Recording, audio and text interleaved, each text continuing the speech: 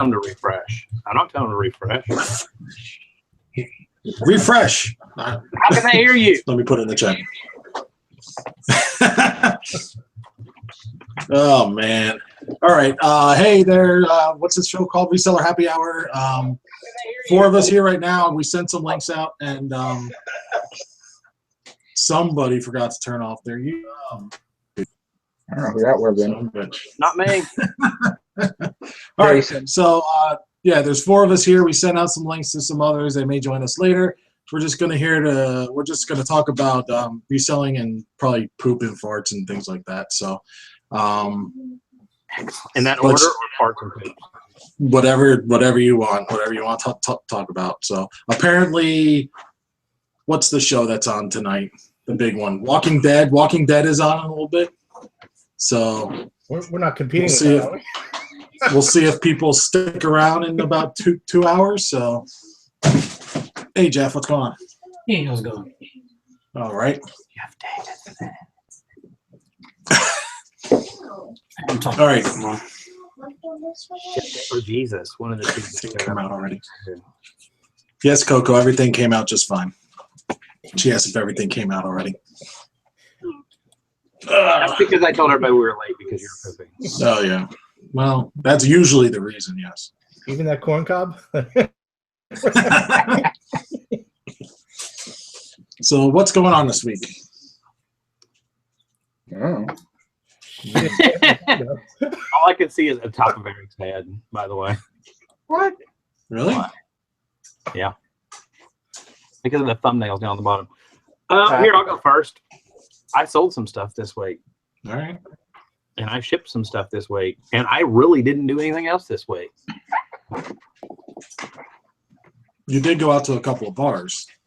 Breweries. Well, yeah, it's because a buddy was in town. And his brewery was debuting here in Huntsville. And so, of course, I had to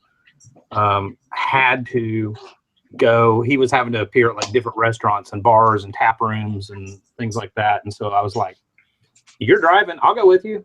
And he doesn't really drink, ironically. I mean, he does drink, but he's just, when he's doing stuff like that, he might sip on one of his beers or whatever. So it was like designated driver. So it was awesome. So he's not like that Jim Cook guy from Sam Adams who's always trashed.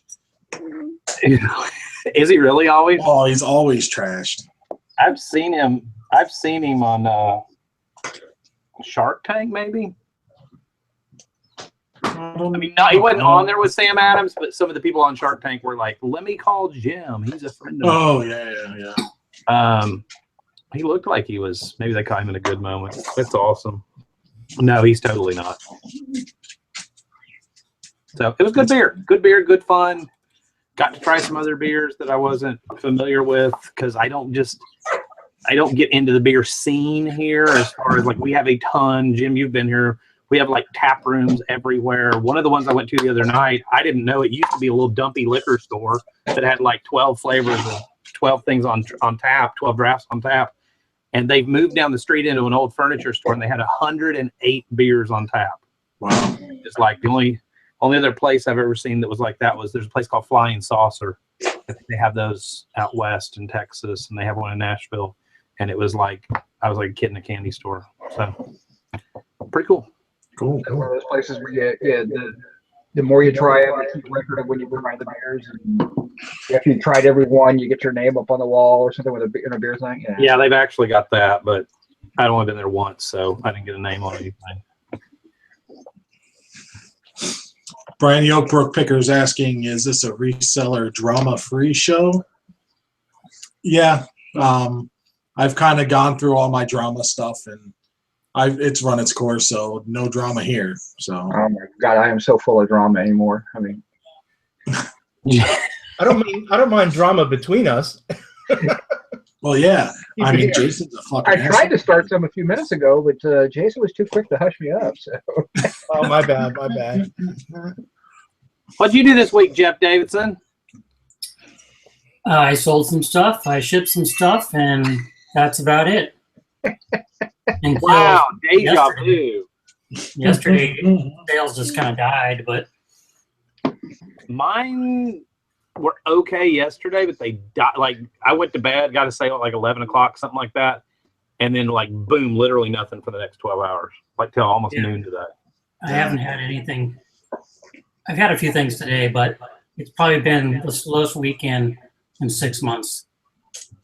Yeah, it's been slow for me. I mean, I'm quantity wise, I'm not doing terrible, but I'm not getting the larger sales that I usually get on the weekends. So Yeah.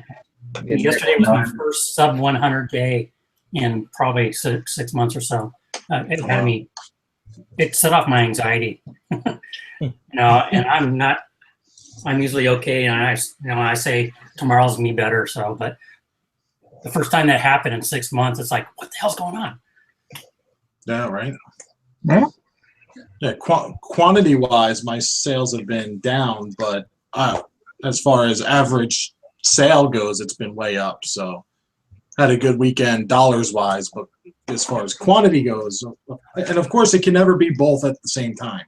You can't get a lot of sales that are high dollar. It's always one or the other. So Oh, look, it's girl power. yeah. Sally. Clean it up. There's a lady. Well, there's a girl in the house. Let me zip up my Right, pants. I'm pretty sure that the lady has probably got worse language than all of us. But they I do. know. Come on, it's Sally, guys.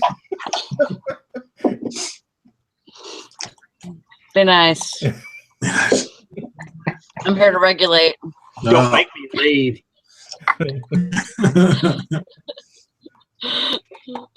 Oh. So what's You're going not on this going week, Sally? Not a lot. I mean, just really been trying to up my game. You know, I really want to be able to go full time sometime this year, and hopefully I can make that happen. I don't want to just do it all at once. I want to ramp up to that, but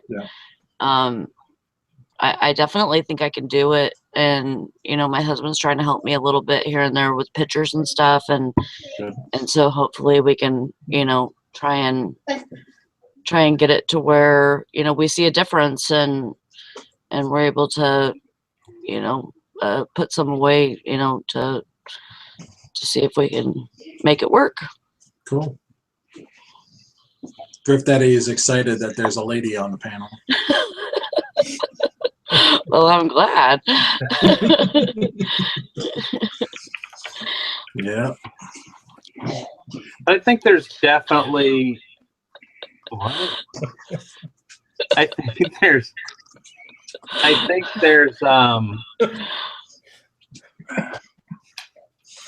I don't know. I mean, there's going to be slow times depending on what's going on. If people are, iced in part of the country or whatever, they might be shopping. They might be more worried about that. If the weather's nice, people around the country, people are going to get out. They're maybe not shopping as much online. I don't really have any explanation for this weekend. I mean, it's not a major slowdown. My sales actually picked back up today, but it's still not like I'm not at my daily where I want to be average to hit my sales goal every month. I'm not there yet. I'm like 2/3. So let me ask, do you, as a full-time reseller, do you have a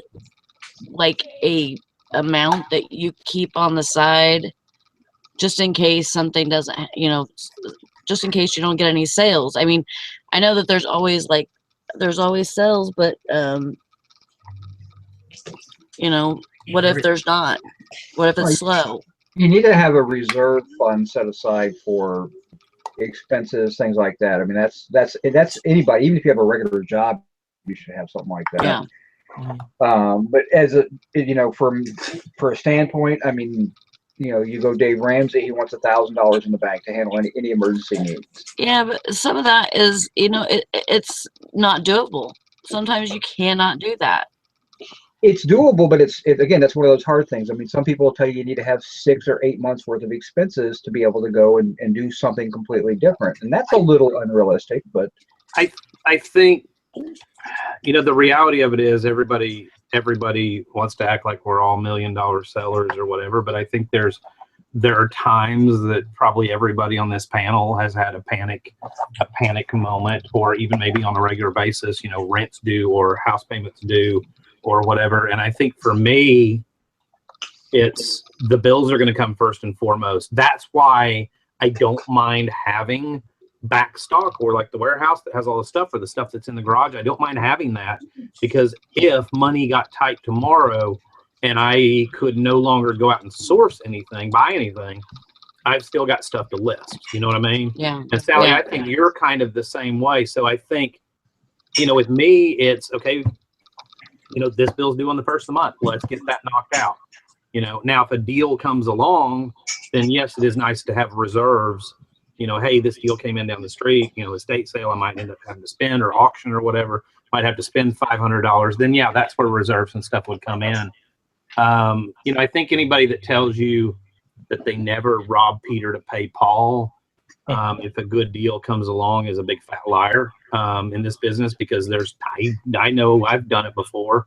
Hey, there's a really good deal coming in, and I really need to pay this bill right now and use that money for that. But, I know if I go out and buy this load, I can have my money back in 2 days, 3 times over.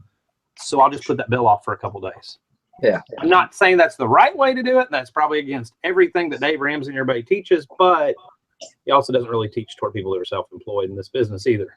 Right. This type of business specifically, yeah.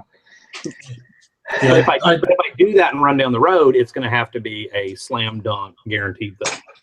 I tend to do that a lot with my eBay bill. If my eBay bill is due in 4 days, but I have something that I can pick up and I've got the money reserved for that eBay bill, if I can flip it quick, then I'll use that. I don't have any problems with doing that. That's just kind of the way this gig is. Sometimes you just have to pull money from resources that you might need to use later on in the week, and if it's a good deal, you've got to do it.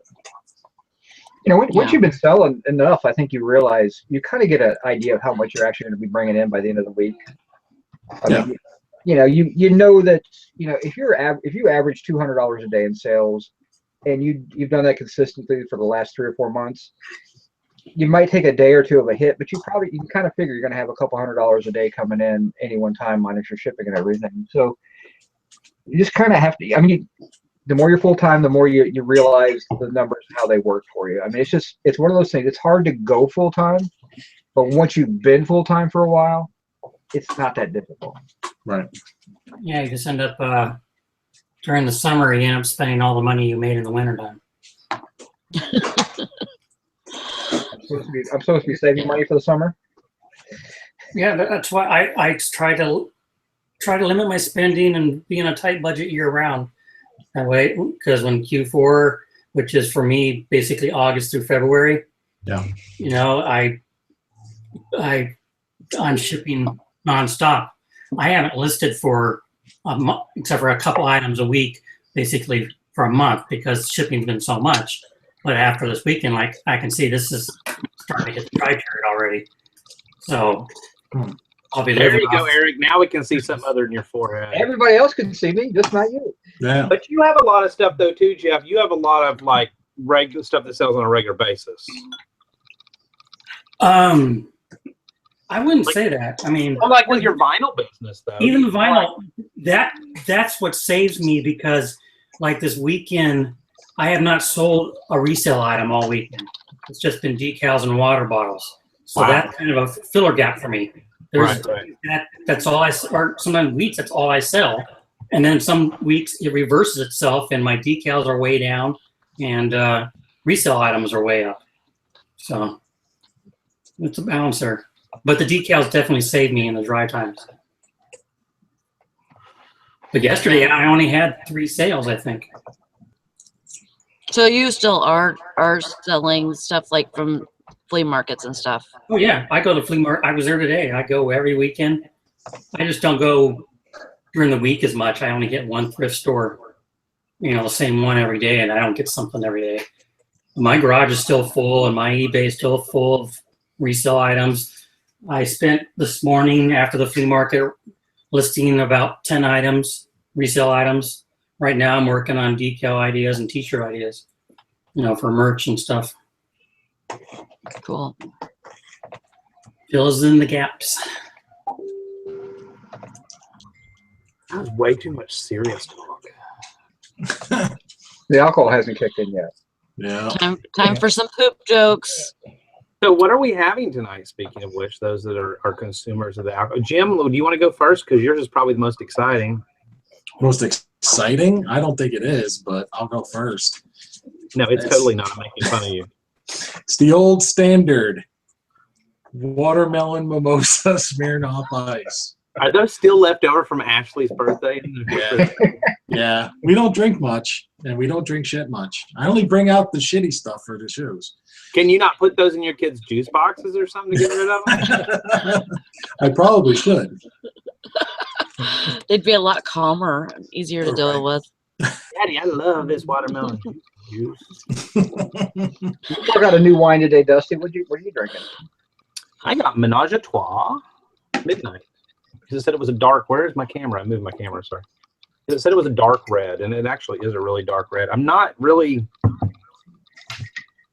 Your first impression was pretty positive.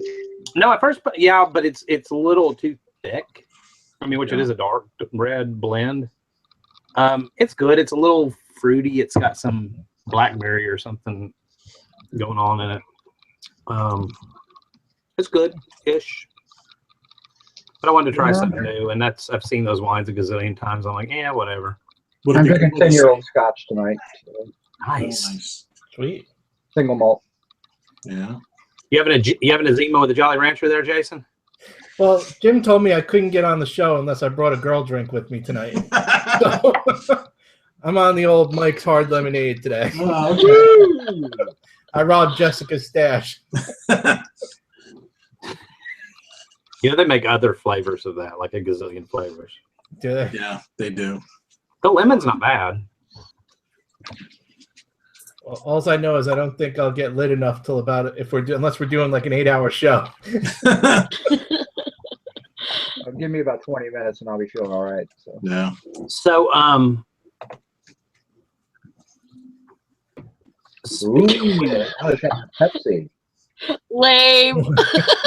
Oh, wait a minute. Is it the full sugar or is it a diet? It's diet.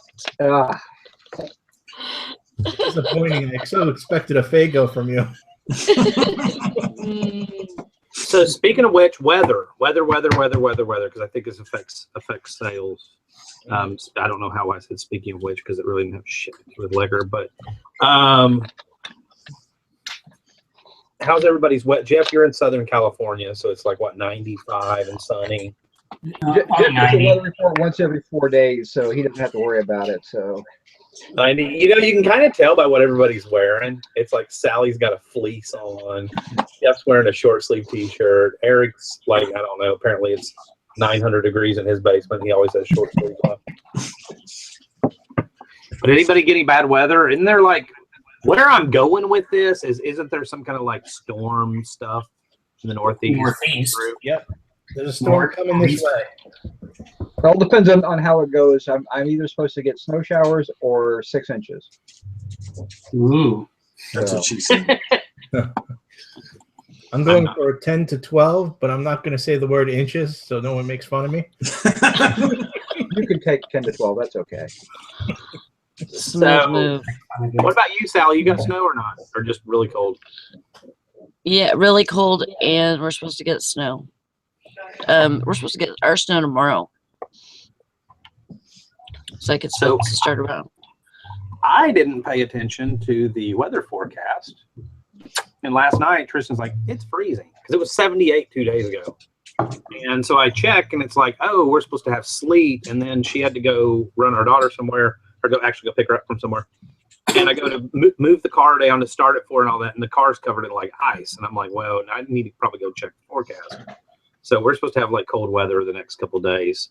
Cold enough to where it's not going to get warm during the day. And since I already had a broken pipe at the warehouse, I went down to the warehouse today and put it on like 72. It's probably going to run nonstop for probably 4 days, but I'm not going through the broken pipe thing again. So. How did you gave up the warehouse? No, it's still there. It's just I haven't really done anything. It's just kind of a storage area, a glorified storage area right now. I must be thinking of somebody else. That looks like me. I don't know. No, I didn't. No, we didn't. I just haven't talked about it in a while because we haven't done anything down there. Yeah, I decided to give up my studio, so but I still have till the end of July on my lease. I Yeah, thought so- you gave that up a while back. Not my choice. It's just I haven't had any sessions for like ever. And then right when I made started making the decision, I started getting some interest, but I just turned them all down. It's just up till this week, and it wasn't worth going in. Well, if the four of us guys fly out there, will you do a calendar shoot with us? Probably not. Probably, definitely no. Yeah, I think I'm hanging my camera up. Are you really, dude? You're I might go shoot some butterflies or birds or something. Birds. Don't talk to me about birds. Believe me. Hey, why don't you just buy the pictures from Eric and then just say they were yours? Yeah. Yeah. I saw you the slides. I've got about, I don't know, 600, 800 slides of birds too. So Do you think it's? I know you always talked about it's. Every mom out there with a smartphone thinks they're a photographer now. Do you think that's a lot of what happened in the market? Yeah. When I made the announcement, a few other photographers and other people told me they're closing their studios down, and so it's the overhead. It's hard to do. No one really cares about studio photography anymore. They can shoot outdoors, like you said, with their smartphone, all the filters they have, and. But are events fun? Like, I mean, I would probably get in trouble because I've crashed weddings and enjoy going to like other people's weddings. I probably would not get paid for the photography because I'd be drinking at the bar or whatever. But is it fun to like do weddings or do parties or stuff? Or are they bad? Hell no, I would never do it. I've done weddings 8-10 years ago, and never again. They're just a real pain in the tush. I don't know if you ever looked into it, but I have a friend that's a photographer, and he does fairly good. He does corporate photography, like catalog pictures for Toys R Us, and all these other catalogs and corporate events and stuff like that. Yeah, That'd be boring though. it's boring, Yeah, but the money would But be the pretty money's good. good. Yeah, he does quite well. yeah. It just depends where you are, where the market is, and how much you want to put into it. Really, I'm burned out, and I don't want to put any more effort into it. I don't market. My Google AdWords died off. But your other business, your reselling and your vinyl and stuff like that, has picked up enough to where that's been like a non-issue for probably at least a year, maybe, right? Yeah. I mean, I'm still paying the studio rent and not making any money from it. So at least you'll be out from underneath that bill, and that'll be more money you'll make. Well, not until July, unless I can get out of my lease early, which this new management company has been non-responsive and ticking me off. I haven't paid this month's rent because I haven't received an invoice yet. I'm not going to bother until they do. Yeah. Have you cleaned it out? Not yet. I'm working on that right now. I'd get everything I could out of there, and then I'm going to get all my expensive stuff out of there and then slow down and not really care. All the stuff that's hard to sell or like props and flooring and bull crap. well, the flooring I already have in my lease. They get to keep because it gave me like 3 or 4 months free when I moved over. I remember you saying you put in like all new flooring or some crap in there. Yeah. Huh.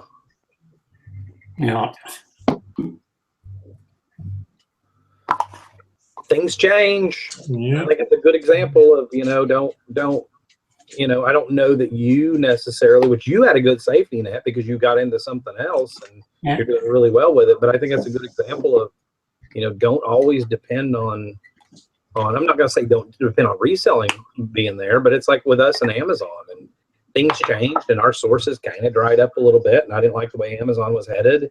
I know, Jeff, you're kind of the same way. And so I shifted back to eBay. But if I didn't ever known eBay, I'd have been stuck. I'd have been like, oh, how do I pay my bills? yeah. Yeah, I haven't sent any.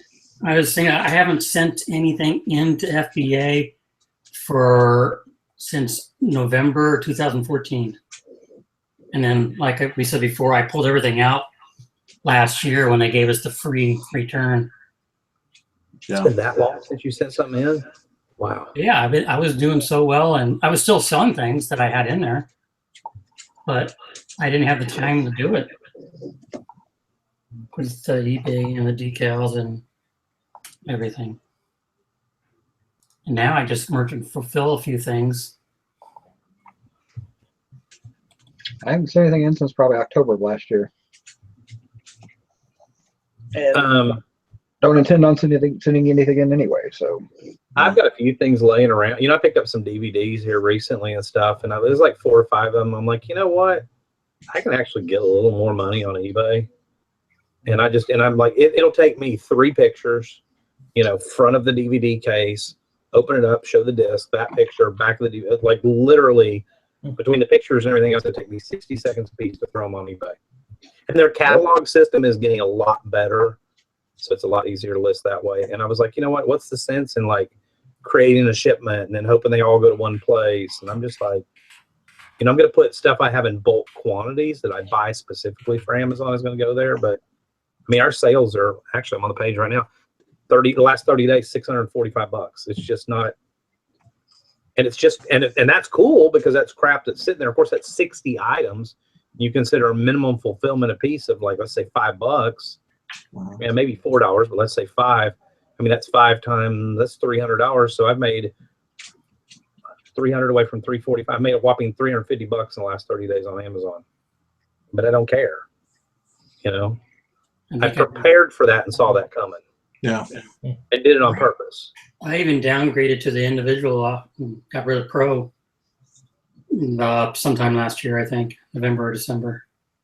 What about you, Jim? How's your, because I know you there for a while were kind of back and forth with eBay, Amazon, or not really? Yeah, I mean, we're definitely more eBay now than Amazon, but we're still sending stuff in. We're still trying to hit 50 items a week to send in. We're starting to see that uptick a little bit now, where we're getting between $600 and $800 payouts. January was awful, like a $500 and a $350 payout, which was, I mean, we're used to $1,200 payouts. So now we're starting to see that climb back up with sending more stuff in. But really what's killing it, and I loved it at first, and it's killing sales, is that automatic repricer that they rolled out. Because now, you know, sellers are setting their prices to, you know, if they just double up on a $2 sale, then it's worth it. You know, even though they could sell an item for, you know, $30 or $40 easily, they're chewing each other down to $10 or $12 because the reprice, that's what they set. And it kind of kills me because I'm not willing to drop that low because I know what it's worth, and I'd rather just recall it and sell it on eBay than sell it for $10 on Amazon and then get hit with, you know, 40% fees when you're all said and done. So I think the only thing I'm going to miss is the freedom of being able to travel more because we still had money coming in from FBA. Yeah. But we're not really going anywhere right now, so it's kind of a moot point. But yeah, we I mean, FBA makes paying bills a lot easier because every 2 weeks, you know, and it's just like a paycheck, you know, every 2 weeks that check's going to come in. As long as you keep sending stuff in, now we just have to send in more stuff to, you know, to sell it cheaper, you know, to keep money coming in. So, but you know, it's getting there. It's just a matter of finding the stuff, which recently really hasn't been a problem, which is shocking. So, Amazon's mentioned, and Zilke comes out of the woodwork. Right. He like crawls out, like he like his two antennae. Scott, have you been here? So actually, I met up with Scott this week. This is, I think, like the 3rd or 4th time since he's moved here in this town. But I posted a picture in my Facebook group of like, hey, having a beer or whatever. And he's like, where's my invite? And I'm like, dude, you don't need an invite. Come on. Yeah. And he literally showed up in 12 minutes. I was like, and I turned around. He walked in the door. I was like, how fast did you drive? So, but it was fun. We sat around, had a beer, and talked, and good times. And Jim just left. Must have been the Mexican food. I think it was all a talk about fast driving. So Craig Murray wants to know, Eric, how's the auction stuff going? It's not going bad. I spent $798, I think, roughly on that auction with the trailer rental and everything. I've got back about $550 on it. I don't have any of the pictures up yet. I'm still kind of working through some of the camera equipment and stuff like that, and various other smaller pieces. I was negotiating with somebody for some of the large camera purchase, but I haven't heard back from him yet on something else, and that should actually bring me into the positive at that point. So, like I said, I'm fine with where it's at, and I just cracked open another tote and started listing stuff again from that auction today. So how much do you think you got back so far, or do you care to say, or not? about between $5 and $550. Most of the money, I got the big hit right off the bat on the silverware. I sold the eight-piece setting for $250. And then I've been selling the extra. Like $750 on everything. $700. Yeah, on everything. Actually, like $700 with taxes and then the trailer rental on top. Kicked it all up to about almost $800. And so I haven't listed a single picture from that auction, which is where really the money's at. And I'm already backed up to about $550. I sold some of the doll furniture. I sold a lot of I sold the silverware, and then I had a bunch of extra pieces. I've been selling at like $15 a piece for all my extra pieces. So my silverware is going to bring back about 3.5. Which I only spent $40 on that one little lot. So, but little pieces here and there, and then I'm negotiating with. I have a big camera lot up. That's where most of the money is at, and that's a $400 lot, and I'm negotiating with a guy right now, and that should kick me into pretty close to being break even at that point. And I know that backstory. So he basically doesn't want the camera body, whatever. He wants the other two parts. What if you if you're not hearing any response from him? Because I think, you and I sat and studied it a little more, and it looked like maybe that was the better way to go. Yeah. What if you just went ahead and it wouldn't take that much work, just went ahead and ended it, shot him a message, hey, I listed the part you're interested in over here, and I put the other parts over here. I mean, what I did was I actually counter offered him at the price that he was asking for and told him I'd remove the camera body. So he gets everything but the camera body for that price that he's asking for. Right. So it's up to him to make that decision now, which I'm fine. I mean, I don't know. He might be overseas. So he might be, nighttime where he's at. But we'll see. I said I put that lot up as one giant lot because I didn't list it all individually, but I may go back and just break it apart and list it all individually. Right.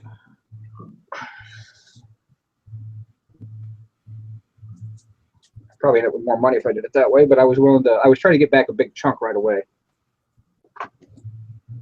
Right. Thanks for leaving us, Jim. Sorry. I thought you were a leader.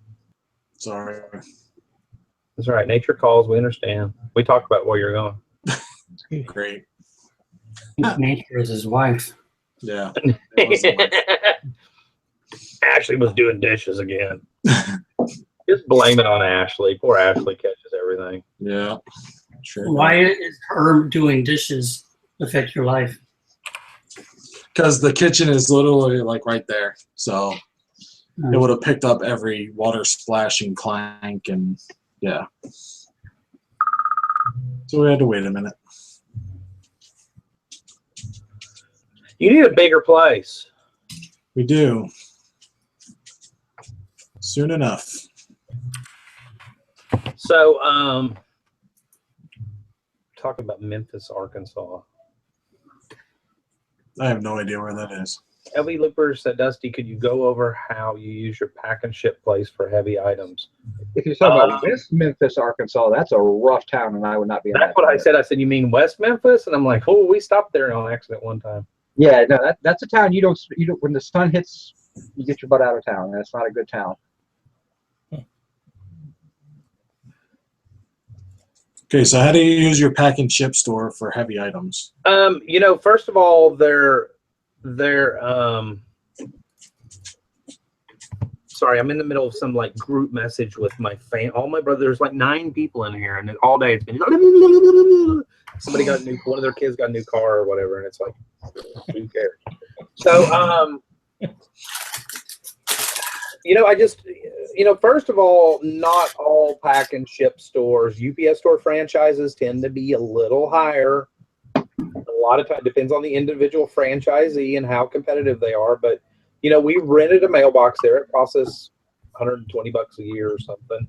It's worth every dime of it because it gives us a physical address for everything to go to, so we don't have to worry about anything when we're out of town. Amazon's tied to that. eBay's tied to that. I mean, everything's tied to that. But one of the things that they do, because they're a mom and pop, is they give about a 20 to 30% discount. I mean, they just give you really cheap rates on packing stuff because they know you're going to be in there every day checking your mailbox. A customer like me that ships things on a regular basis, they would rather have less profit and make up for it with volume. So what they do with me is I have a credit card on file or debit card on file, and they pack stuff up and they put the receipt in my mailbox when they're done, and they're extremely affordable. I dropped off 3 pieces the other day and I factor that in on big stuff. When I buy big, like I bought a bunch of air purifiers, and I knew there was no way that I was going to have a box that was going to fit an 18 by 22 by 6 inch, air. And I'm not going to make a box. I'm not going to go out and hunt one. Time is money. And so I'd factored that in when I bought it. I bought it dirt cheap, sold it for like $250. And I just factored in, hey, it's going to cost me $20 probably to have it packaged up for $15, and dropped that off with them. But I did 3 big items like that. The other one was an Eden Pure heater, which wasn't heavy, but it was really freaking big. And dropped 3 items off with them. They put a receipt in my mailbox the next day when I went to check my mail, and the receipt was like $48 for 3 items, but 3 very big items for $16 a piece. And did somebody just moan? I haven't moaned Sally in did. 6 Wasn't me. So Sounded like Sally. Sounded like a girl. I think it was Ashley finishing. It wasn't me. Oh, kind of sound like porn, to be honest. But Yeah. but and so that sounds like a whole lot. But when you're talking about, I mean, I would have had to go buy 2 boxes, telescope them together, use $8 or $10 worth of bubble wrap and packing, and it would have taken me an hour plus the time to go get all that. And I don't normally stack stuff. So if I'm going to buy something big, I factor in ahead of time into what I'm going to sell it for, the fact that I'm going to pay somebody else to box it up. And I'm very fortunate in that it is a smaller type franchise, non-franchise rather, smaller type mom and pop business that wants my business, so they keep their prices reasonable. So that's pretty much it. LV Looper said you talk about it a lot, but it seems like steps are missing. Somebody said, what shipping service was this? I mean, this was just, there's not really steps missing. I know ahead of time the Eden Pure heater weighed 18 pounds. So I go to FedEx. When I print my label through eBay, I do a FedEx label, and I put usually about 24 pounds, add about 5 or 6 pounds, because when you get to that certain size, poundage isn't really going to make any difference anyhow. It's a couple bucks, whatever. I don't want to jump through all these damn hoops of, well, let me drop it off with them and let them email me or call me when they're done and let me know the weight and dimensions. And then I'll print it out, and then I'll email it to them, and they print it out, and I have to go home to do, now screw all that. So, and I know how big it is, so I add about 4 or 5 inches to either side. I know a lot of the box standards that are normally stocked with them because I've used them for so long. So I pretty much know which box they're going to use. If I have a question, I will call like, hey, I have this heater. It's this by this by this. Can you tell me, because I need to print a label, what size box you'll probably use? And then they'll tell me, and I can put those dimensions in. But dimensions are kind of a moot point on most things, because when you get up into oversize, you're getting charged kind of a standard rate anyhow, so to speak. Eric, you could probably explain that better. Yeah, it's just dimensional weighting. I mean, if you're just curious about it, next time you go print a package, just put in 10 pounds, but put the package, like a 16 by 16 by 20, and then look at your FedEx rates, and then just slowly increase the weight. You'll hit a point where you're suddenly seeing it's every pound I add, it's not actually adding any type of money to the label, because they've already figured the label cost out on it. Yeah, I didn't mean to leave out that step, but basically what I do is I print a packing slip, I print the FedEx label, I tape those to the side of the item, and the reason for the packing slip is, and that my store knows this, in case it gets separated, they can look at the packing slip and they go, oh, Eden Pure heater went to Joe Smith in Brooklyn, New York. Oh, there's the label for it, whatever. It's just a precaution. And I taped that to the side of the item. So when I carried them in 3 heaters, each of the 3 heaters or 3 air cleaners had taped to the side of it a packing slip and the label for that item. So I mean, you have a unique situation. Your place is actually really affordable. Most of your chains are going to be a little bit more expensive than what you pay for. That's for certain. But again, you've also been there for how many years? But I've been there for years, and you know what? I didn't always have them. But you know what? When I didn't have them, I just didn't buy stuff that I knew I wasn't going to be comfortable shipping or wasn't going to be worth my worth my money. And I still kind of stick to that principle. The bigger it is, the more I'm going to have to make off of it. Yeah.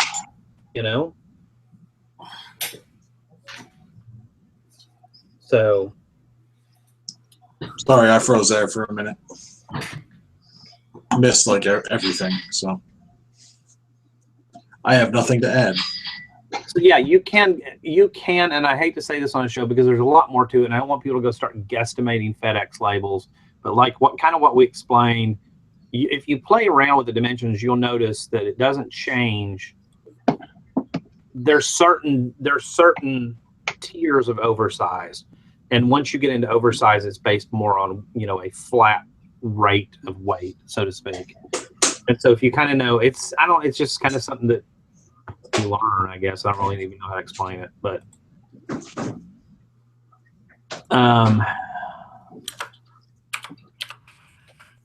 Ooh, that's a big lot of slides there.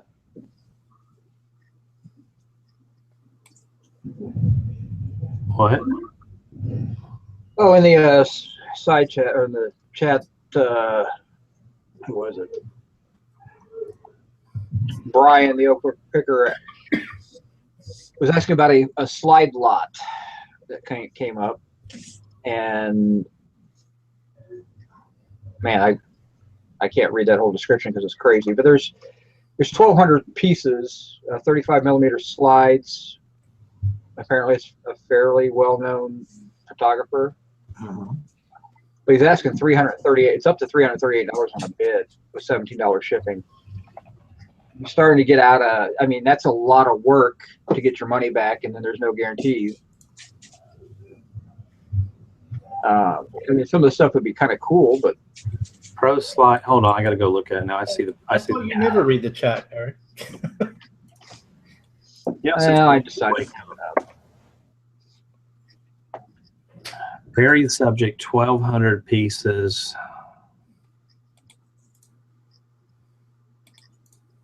See, part of the problem is some of the stuff was apparently in the news. He did news coverage. So some of those slides are actually not. I don't think you could really sell them as exclusive pictures at that point.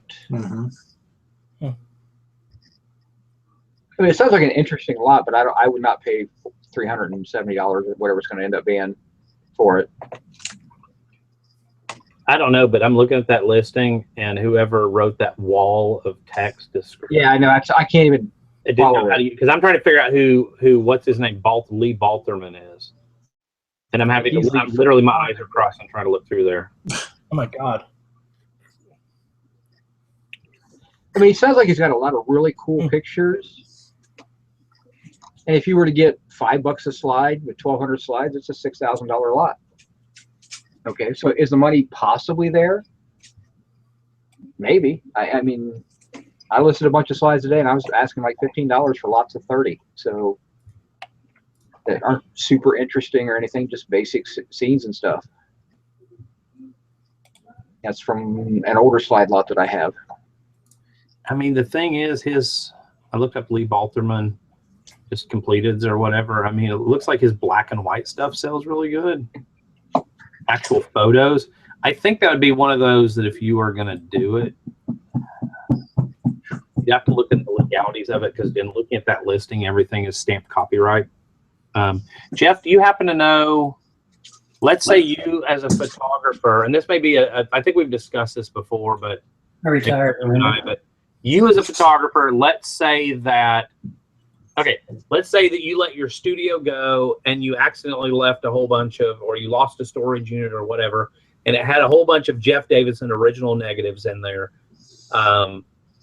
Does the person that then buys those legally or forecloses on them, so to speak, if they, they foreclosed on your studio, it's not that they're going to, but would that person have the rights, or would you still retain the rights, or do you even know the answer to that?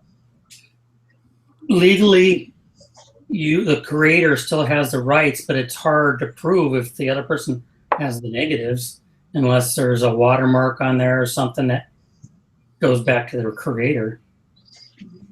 Right. I just wonder, but what happens if you sold your images to a newspaper? Same thing. When you sell your images to a newspaper, you're not selling the copyright, you're selling rights usage. Okay. The photographer, the creator, still owns the copyrights. And could Unless sell it you somewhere can else. sell the copyrights, that's entirely possible. And with the negatives, with a digital, with a hard negative like from film, I guess you can say possession is 9/10 of the law. Now the positive, Brian the Oakbook Picker, I just looked over and saw that. I was just looking up on Wikipedia. Lee Balterman died in 2012. So on a positive note, the chances of him, of course there are estates and I mean, anything could happen, but I would, if I had, honestly, the more I look at it, the more I'm intrigued by it. it depends on your money situation, but if I had, I mean, damn, and he even put where everything was, specifically wrote it on the frame of each slide. I probably wouldn't hesitate to throw some money at it, because if you got, Well, the copyright was like on to his family and his heirs or whatever. Just because he dies, it's still copyrighted, protected until 100 years or whatever. Yeah, but there may be, but then again, it's kind of like playing a little bit of Russian roulette, because you never know. There may have been no family that really cared about the rights to his picture. Yeah, or you just gotta take a chance. Here's the way I would look at that lot of slides, and I know it's about to end because it actually ends in 3 minutes and 50 seconds. Worst case, you put it back up on eBay and you put a $600 buy it now and try to, make a little money, get your money back out of it. It's very interesting. Like I said, depending on the money situation, I wouldn't, if that wasn't any big object to, I don't even remember who asked, LV Looper, or who asked the question. Brian did. Brian. If that wasn't going to hurt you in paying your bills, I would probably do it. It's up to $381 now. Snipers kicked in. The snipers. Like Call of Duty Modern Warfare. Yeah, I mean, I don't know what I'd feel comfortable paying for something like that. That's a lot of good. I mean, if the guy was a good photographer, it means it's probably good quality pictures too. Yeah, that's the key. Unfortunately, whoever took the pictures for the auction didn't take them in high enough resolution. I have no zoom in feature. I don't have it either. Well, it did say what kind of camera he used, an Leica M7 camera. And I mean, he was a professional photographer, so they're not going to be crap. They're going to be good. Well, he's saying that he saw the stuff. It was in a gallery, and that would worry me even more. He's been published in a gallery, so I would worry more about copyrights. Yeah. I mean, if it was a nobody, never published or anything. It just went to 438, now 470.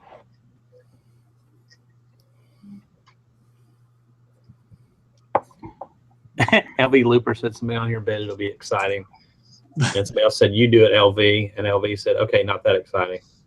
I just pushed it up to 470. So was that you? Yeah, I bid it up just a little bit. Throw a little bit of money at it. I was curious to see where they're. I thought that might be able to get it for like 450, but. And Brian, be my guest. You want to outbid me? I'm done at that point. I'm not going to risk any more than that because there's just too much unknown in that. Come on, Eric, do it. Do it. Do it. Do it. I know he's used to spending everybody else's money, but Yeah, exactly. Oh, I don't mind spending money. Believe me, it's just that's a lot of work. That's a lot of individual. I mean, and I think the money's there probably, but you're talking probably 6 months to get your money back. They'll look good next to your bird slides. Yeah, it's not like I don't have enough photographic. I've probably got. I'm going to guess I've probably got 10,000 slides to list. Okay, it's at 485.50. Let's take offers on where we think it's gonna end.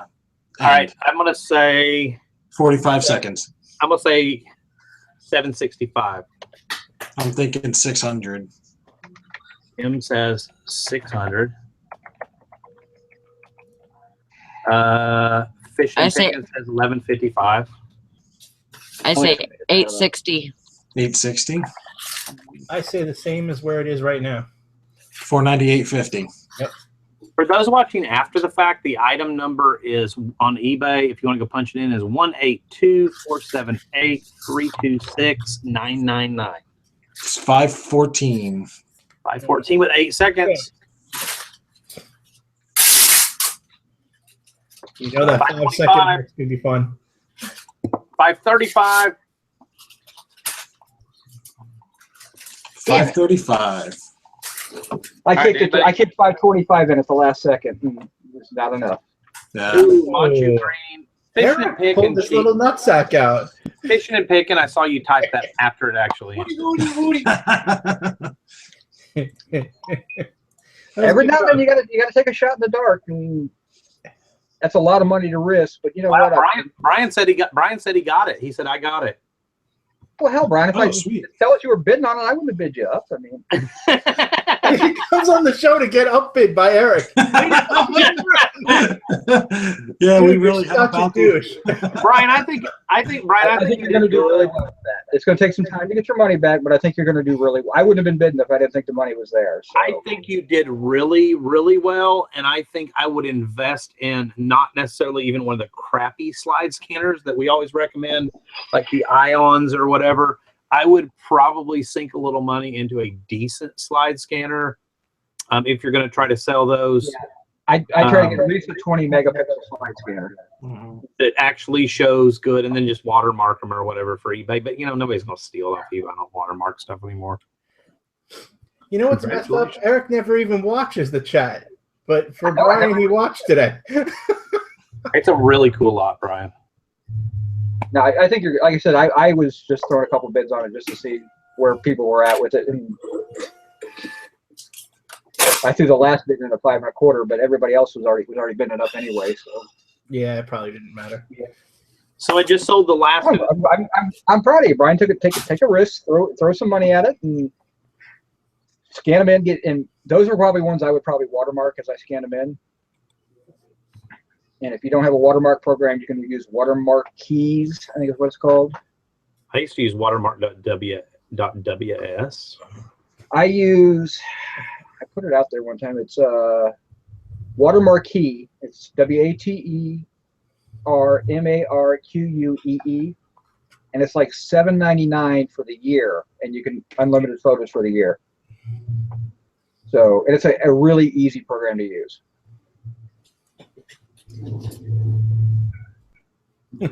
Eric bids him up and he says thanks. Thanks guys for the help. I wasn't the only one bidding. I mean, I was going to bid at 505, and then somebody jumped me over 514 at that point, so I just threw a 525. Somebody named Images by Others, that's their seller name, is trying to sell some Lee Balterman original slides, and they've relisted the same one 3 times. They've gone from 25 to 22 to 2250. But I mean, good God, even if you got 20, I mean, I wouldn't complain. I mean, even if you threw them all out there, the ones that weren't extremely rare, intriguing subject matter, just, I wouldn't try to research each one. Wrigley Field at Night, 1987, because I know there's one of like Wrigley Field. Maybe throw $39.99 or best offer. Some of the other ones, $24.99 or best offer. I mean, my God, there's 1,200 of them. You do the math, even if you only get $10 a piece. That's what I was thinking. If you get $10 a piece out of them, with the occasional one jumping to 20 or 30 years talking, it's a $12,000 lot. I mean, that's why slides are so interesting, because I mean, you can find images that'll sell for a couple $100 or find some that'll sell for 10. I mean, and like the ones that are kind of blah, nothing there, he's taking pictures of flowers, you can get them, sell them in lots then for 6 or 8 or 50 cents a piece is what I try to get on mine. So Yeah. Well, if you guys are taking chances, anyone want to buy a lot of Nike cheer shoes? Cheer shoes? Yeah, Like, no. go team, go, cheer. I made it's my mistake buy of the month. Hit me up in a message. What do you got? I got a Don't bunch say it out loud, because then somebody else will want it, and then they'll come and undercut me and try to get it. Or I'll bid you. You never know. I'll message you later. I'll send you a link to what they are. Do you have them listed? Yeah. Okay. Yeah, I thought they would go quick, but that was my big spend. I spent like $300 on a dozen shoes, I think. Yeah. Yeah, that's one of those anxiety moments. I also bought you're talking about patches. I found at a garage sale, I think it was 2 weeks ago. They had thousands and thousands of patches, and I kept on saying, how much for the entire lot here? He would not give me a price. And he had packaged American flags, marijuana leaves, wavy flags. He had some Warner Brother ones, and he had a bunch of sheriff. I forget exactly. It just said deputy sheriff, and I tried to get that in the lot until Dad came out and says, "Oh no, we can't sell these because deputy sheriff," which I understood. But I finally ended up buying 2 packages of American flags, and then he threw in a bag of marijuana leaves for like $50, and they're selling slowly. You're branching out though, because remember, like 2 months ago, you're like, I'm buying in bulk. It gives me a panic attack. Did you ever do? And you did good with some of that bulk stuff, like computer fans and golf club covers. The cell phones I bought, I sold almost all of them. I had a couple that came back because the carrier wouldn't activate them because they were old school, out of stock, flip phones. Only 4 came back, and I just relisted those today, saying carrier won't activate, and I lowered the price on them. But out of that $200 I spent on all those phones, I've made over $2,000. Sweet. I just packaged. I'm still selling the putter covers. Are they pretty consistent? I'll sell a few every week. Okay. When golf season kicks in, you'll probably kick up maybe 4 or 5 a week then. Yeah. And then I found out, some of them, I guess because of heat or whatever, some of them, the white vinyl on here becomes cracked. So I just made another listing that said partial defects and took some pictures of damage and cut the price in half on them. And they're selling as well. So people don't care. Yeah. See, I love stuff like that though, because I was packaging up stuff before the show started, and it was literally just like a lot of stuff I have in bulk, and I just went and grabbed one. I already knew how to ship it because I know what I ship it in every time. I already created the listing a long time ago, and it's literally just, list it, and if you sell one occasionally, just go and grab one out of the box. I did with some light switch plate covers, as a matter of fact, and one of my decent sales, when sales finally picked up this morning, was I had these chrome, brand new in the package, chrome light switch plate covers and matching outlet covers. And a lady bought like 3 switch covers and 15 outlet plate covers, and it was $100. I paid $1 a piece for these things a couple of years ago. I had to buy 300 of them at the time, but I normally on a regular basis get $5, $6 for them, and they buy 2, 3, 4, and even when they buy 3 of them, they'll still ship first class. So it's not a home run, but it helps pay the bills every month. And then today, a lady bought $100 worth. That is a home run. That was a third of probably half of what I paid for all of them originally. Yeah, those flags, I just threw them up. The patches, one for $5 free shipping, which is the going rate right now. And then I did a package of 5 for I think 12 with free shipping. And like they're just, grab them, throw them in a poly mailer, and they're gone. Don't have to. It takes 10 seconds, and I've already made the $50 back.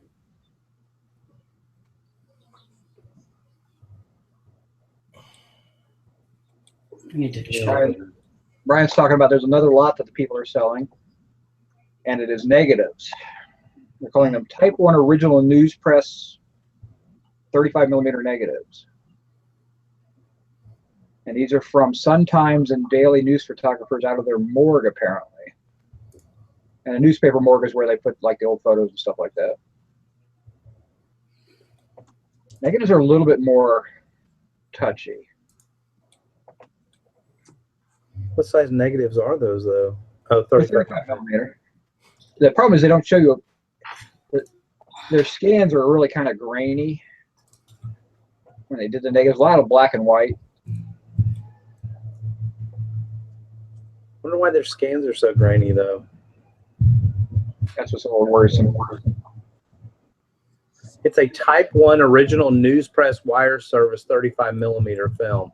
I don't know what Type 1 means. Neither do I. Yeah. Who you ask?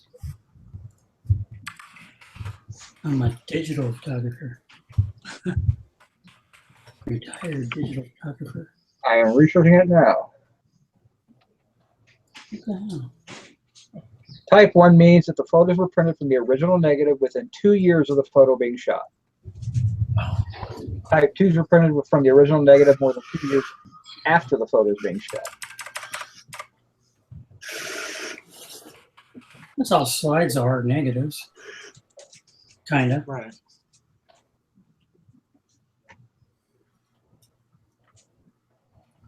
Okay, but that's for the print. That's not for the photo. I mean, that's not for the negative. So is it? Did they take a picture of the picture and you're getting the negatives of the secondhand pictures? You know what I mean? The problem is they don't show you anything. Yeah. I'm thinking these are actually photos they're selling. Hundreds of frames of various people involved in blah, blah, blah, blah, blah, blah, taken by the Sun Times and Daily News photographers. And so this is a Type 1 original news press wire service 35 millimeter film. So I'm going to assume these are probably the original prints off of, probably prints of like his slides and everything. Yeah. And because you can call them Type 1, it means it was actually rare. It was printed within 2 years of being shot. Yeah. That's thousands of photos. What you type in, Type 1 negative or Type 1 photo? Type 1 negative, what the difference was? I got sent to blood types. I'm reading about typo right now. Type. I think he did. I think he put an I instead of a 1. Type 1 negative? A Type 1 photo. Oh, you did do photo. So I just asked you. You said negative. No, I said that's what the Type 1 is a photo printed off of a negative. Type 1 is a first-generation photograph developed from the original negative during the period within approximately 2 years the picture was taken. Type 2 is after the 2-year period. Type 3 is a second-generation photograph developed from a duplicate negative or wire transmission during the period. And a Type 4 is a second-generation photograph or later developed from a duplicate negative or wire transmission. You know what? If they were wire transmissions, that would explain the graininess, because back then, I mean, they didn't have. Yeah. It was a glorified fax.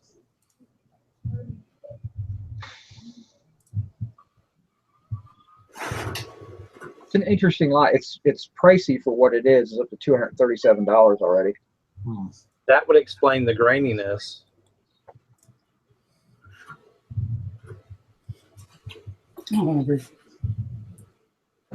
Man, I'd be tempted on that one if it wasn't for the. Oh, it's going to keep going crazy. It's going to be probably $400 for the lot by the time you're done with it. Brian, are you bidding on the lot? We're just curious because if somebody decides to make a bid, nobody wants to step on you now. T-Rex Trading Company would like to know, is a quesadilla an entree or a side dish? That's a quesadilla, Napoleon. They're both unless you make it in the microwave. That Dino Dump, did he change his name? Who? Matt. I don't know. Yeah, I think it is. I think he did change his name a while back. And it's a dinosaur. He's the only dinosaur reseller I know. I'm going to say quesadilla depends on where you go. That's a quesadilla, Napoleon. Yeah, quesadilla. You don't make it in the microwave. Yeah. LV Looper, don't answer my question yet. Nature calls. So, yeah, LV Looper wants to know if anybody is. Oh, that's right. We can't answer it yet. You know what? Just because you're in the bathroom, I'm going to go ahead and do it. Yeah. Is anybody going to any live auctions soon? No. No. Homie don't play that. I've been trying to hit one every Wednesday. There's a local one that's like 5 minutes from my house, 5-10 minutes from my house, and it's actually got pretty decent stuff. So I try to get out there every Wednesday, and the good thing is they put up all the best stuff usually within the first hour and a half, so I don't have to spend that much time there. I bought a bunch of vintage blankets there actually the last time I was there. And let's see, and then there's a once a month one that I'm trying to make sure I hit every month, but that's it. I'm not going to any live ones anytime soon. I mean, I don't know. It just depends on what pops up. I don't check everything on a regular basis. It just kind of depends on, I don't know. I kind of tend to go with the flow. One day I'll go check out my buddy that calls on a storage unit, and then one day I might be hitting online auctions. I don't have like a set sourcing anything. I just kind of go with, I have a free spirit. Hey, look, you had a question, Jim. The Albatross, also known as Brian Posey, wants to know if you can explain compounding interest. Not with the same passion as I did in the past. If you want to learn about compounding interest from a really passionate guy, go into my channel about a month and a half ago and look for little curse words, symbols, and that will explain to you all you need to know about compounding interest. Google it. No. Yeah, auctions around here, it's unbelievable how much the auctions have. You haven't checked out all auction the houses. auctions. I found good auctions for you to go to. You got to get out there and check some of those auctions, though. Yeah, they're a drive that I can't do with kids in school, but there are good auctions if you drive. But I'm saying right in Raleigh, for a major city to not have any. No, that is surprising because we had to. I mean, we had to basically bounce out about 50 miles to find anything decent. So. Yep. I did check out an auction that's coming up Saturday out in Raleigh, and it's just a bunch of like Tupperware and glassware, modern Pyrex, and bed linens and household stuff that is not really, piquing my interest to go and spend 4 hours to look through that kind of stuff. You held back saying crap. But I thought you liked to use bed sheets. Yeah, about as much as I love shoes. God. Oh, let me show you. I got some shoes around here. Hold on. MC821 asks, are auctions bad up here? Yes, they are. In Raleigh especially. There's only 1 or 2 auction houses that are still going. And what they get in is just crap. I mean, real crap. What is it? You can make money on everything that's there, but That's crap. it's a time factor. Is it worth your time hitting it or not? Yeah, you found a couple of auctions that were really good. You've made really good money on, but those were mainly online ones. Well, we were talking about that this week. It's not. There's nothing wrong with doing box lots of stuff. Nothing at all wrong with doing that or doing smaller items. But I think when you go to auctions, you have to, or buy from wherever, you're going to have a certain percentage. Like Jim, you mentioned this weekend, and I watched your last video, and you not up your game, but you bought some stuff that I went like, Jim bought that? Yeah. Like, really? You know, and so you branched out into some stuff, but you had some really good success with some stuff. You paid up for it, but Right. you had some really good profit off of it too. Yeah, I don't think it's really branching out. And anybody that watched my videos, you're probably like, what's he buying this crap for? And it's just buying what's available. You know, the stuff that I bought late last week, that's what was available. So I bought it, and it was really good stuff. So you're saying the stuff you bought when you were on your road trip, you don't find that there? Mm-mm. Oh, maybe I do live in a good area. I'd say so. Oh, you live in a fantastic area, Dusty. Don't. I'm telling you, kidding. there's so much. There's a generation that moved here for 30 years when they were all 30, 40 years old, you know. And this has been 40 years But you ago. also- And You also live in a they're very all dying. Wait, but you also live in a very small little area that was probably top paid for back in the 60s and 70s. Yep. These are people that were getting paid. Right. These are the best in the business of what they did, and they're in that little area there, and so they could afford all this stuff. And yes, now they're finally dying and retiring and getting away, and the kids are selling off the crap that they don't want, And they were all that stuff that's just sitting there. And they were engineers. It's amazing, you know. And they were engineers, so they took care of everything. But it's amazing. Those 2 nights this week of going out with that buddy of mine, who's lived in Birmingham his whole life. He's like, man, you always told me about Huntsville. He goes, this town is freaking awesome. Like, because one of the little places we went to, this beer exchange tap room, was downtown. And our downtown, just in the last 3 years alone, has totally revitalized. And people are riding bikes, and it's all lit up. And we have open containers in our downtown. If you buy a beer from one of their specific bars and you stay within this like 12 by 12 block radius, you can walk around with an open container. That's extremely progressive for any town in the United States, much less Huntsville. But it was amazing. I had 2 different conversations both nights with just random people that I met that worked for like beer and wine companies or bartenders or whatever that weren't from around here. And they're like, this, you know, they said the same thing. If you lived here originally, you know, prior to 10 years ago, and even now you're an engineer, you're one of 3 things, was the way one guy put it. You're either in space and rocket, you're in engineering, or you're in the medical field. He goes, that is 90% of the makeup of this town. Right. So you've got the other 10% of us that are running around picking up the loose ends. These guys don't care over here. You know, you don't have a whole lot of middle to lower class competition necessarily, so to speak.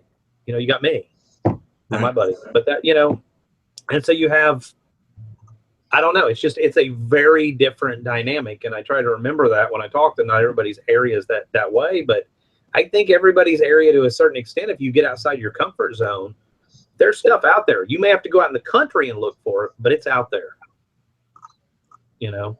Yeah. We were looking at somebody that's in our Facebook group.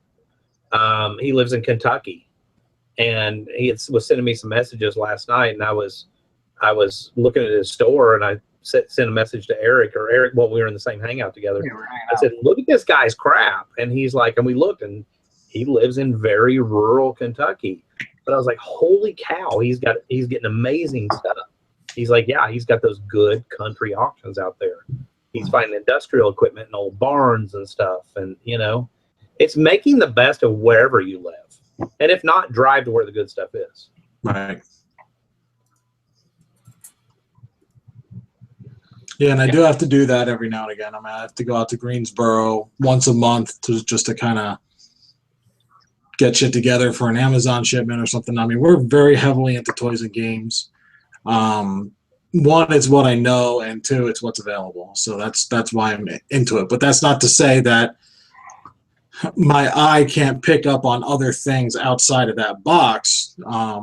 Again, it's just a matter of picking what's here. I mean, no, and I didn't mean it like that, but it was unusual because I watched your video and you were here and I didn't even know you bought that. And I watched your video and you're like, I didn't bother to ask you, whatever. And I'm like, holy shit, where did he pick up these lamps? You know, why? Well, actually, the lamps and the backpack were both here.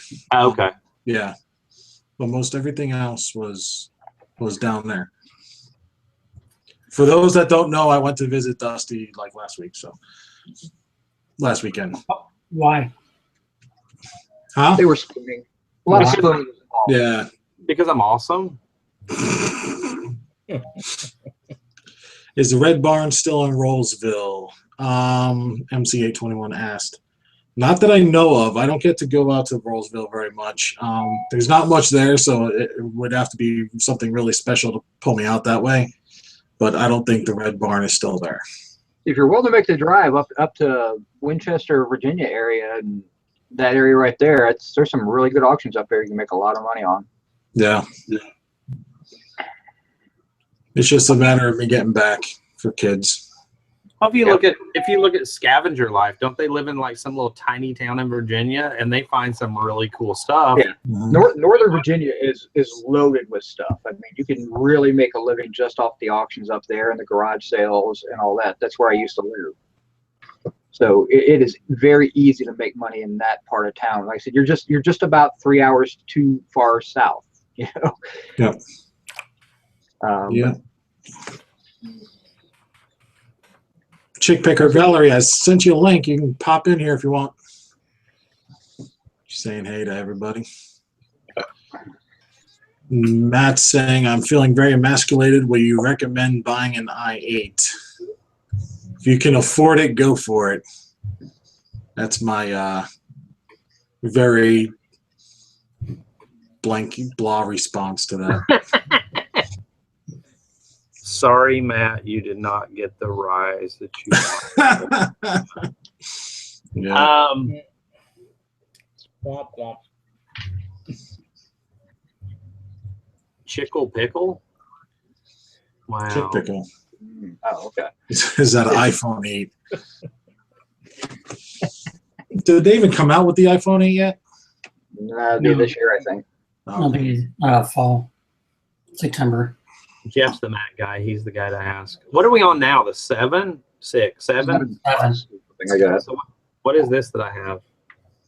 I think you have the 6 Plus, don't you? No, is that big damn thing the size of an iPad? It might be the 7S coming out, not the 8. I don't know. How do I look and see what it is? Hold on. Settings. I don't even know, You know if they what? tell you. It works, and that's until my whatever's up. It's going to keep working. The only thing is, the rumor is the next iPhone's going to USB charger instead of Lightning port. Oh. It's a 6. It's a That'd be 6S. I have a 6S. Tristan 6S. has the. I do know that I have the 128 gig because it was not much more to get the bigger memory, so I got the biggest memory thing they have. But she has like the strap an iPad to the side of your head. So I went with the Plus this year. It was hard getting used to, but I like it. is that the one that she has? Ooh, Tristan, the one that's looks like the size of an iPad. yeah, the big one. Oh, I don't know. What does that say? I just said Dusty's a douchebag. Why did somebody message you that? Is that Joe? No, Jeff, be fun. What? What? Got a headache. You got a headache? Honest kicking in. All right, we got 65 people watching Jimmy's channel here. Thanks everybody that showed up. 67 people watching. We're going to give some shout outs. We got Barry Worth, LV Looper, Chick Picker, De Albatross, Dustin Saunders, Jason Banana, whatever. MC821, T-Rex Trading Company, Brian the Oak Picker. I'm going to start repeating stuff here in a minute. Julie V, Fishing and Picking. Somebody else help me out. Manchu Green. Anytime now, guys, would be great. Brian, I already said Brian. Richard Kavanaugh. For some reason, I can't scroll up. My computer just freaks out. Black Eye. Alright. Dave Willoughby. I'll take over. Go. All right, and we got Tom Hooks. Oh, Tom with an H. MC821. Still creeping. Berta Picker, Crazy Card. Black Eyed Joe, I already said, I think. Craig Murray. John Snyder. Thrift Daddy. Going on Grumpy Barbara. And Manchu Green. Did you say Bearded Picker? Yep. Zilke, the bearded picker. And and that Trex Trading Company. Yep. Dave Willoughby Leisure picker. and Brian the Oakbrook picker. All right, now we're repeating names. That's good enough. Yeah. All right, so Barry Worth said, Barry Worth asked, can anyone speak? Thank you, Sally. Can anyone speak to their experience of buyers abusing the eBay returns and getting compensation from eBay? No. I know, right? If you do your job right, odds are you're not going to have any problems. I mean, that's all there is to it. I mean, if you do what you're supposed to do, right, and your descriptions match, everything's right, and you have a good return policy, you're probably not going to have any issues. Here's the thing. You're gonna. I think what he's saying, and I'll bring this back around to something that happened recently. Are you going to have buyers that that abuse the eBay returns, and he's talking about getting compensation yourself as a seller from eBay? So recently I sold a Bun coffee maker. Sold it for $140. The guy gets it, claims item not as described. He gets a free return, sends it back. At $30 worth of shipping going there, $30 worth of shipping coming back. I get it back. I message the guy, hey, what's up? You know, this thing works perfectly. Just out of curiosity, and I figured what he probably did, he didn't put enough water in it because it's a commercial one. It has to put, you have to have 2 pitchers full of water in the reservoir before it'll start brewing on the 3rd pitcher. He's like, well, I put 1 pitcher of water in there. I'm like, well, that's where you screwed up.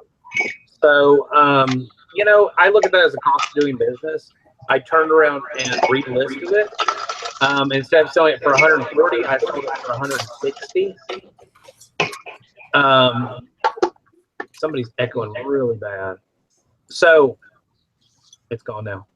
It was Eric's Yeti. Yeah, So I actually got $20 more, which helped offset some of the other. You know, I tried to escalate the case to eBay. I didn't really get anywhere on that. I could have called them. I could have probably whatever. But at the end of the day, is it really worth it? You know what? I still made money off the item, although not much. And I don't want to lose sleep over it. I guess for me, I just kind of write it off and move on. You know, that whole return is going to get written off my bottom line. You know, the shipping costs and the return shipping costs are going to get written off my bottom line. So it's all going to even out in the wash as far as like taxes, things like that. Barryworth said, someone can use a new sealed product and claim defective and return it used and not defective. If that's the case, you're not receiving it back in the same condition that you sent it out, and eBay should cover you. I would think. They have for me in the past. eBay will do what? If you sell a new item and it's opened and used and returned, it's not being returned in the same condition as it was sent out. Therefore, you don't. Not saying that you don't have to pay that return back, but eBay will cover that for you. At least they have for me in the past. I do want to give a big shout out to Reseller Mom, who I missed, and Michelle Clark. We did not forget about you. All right.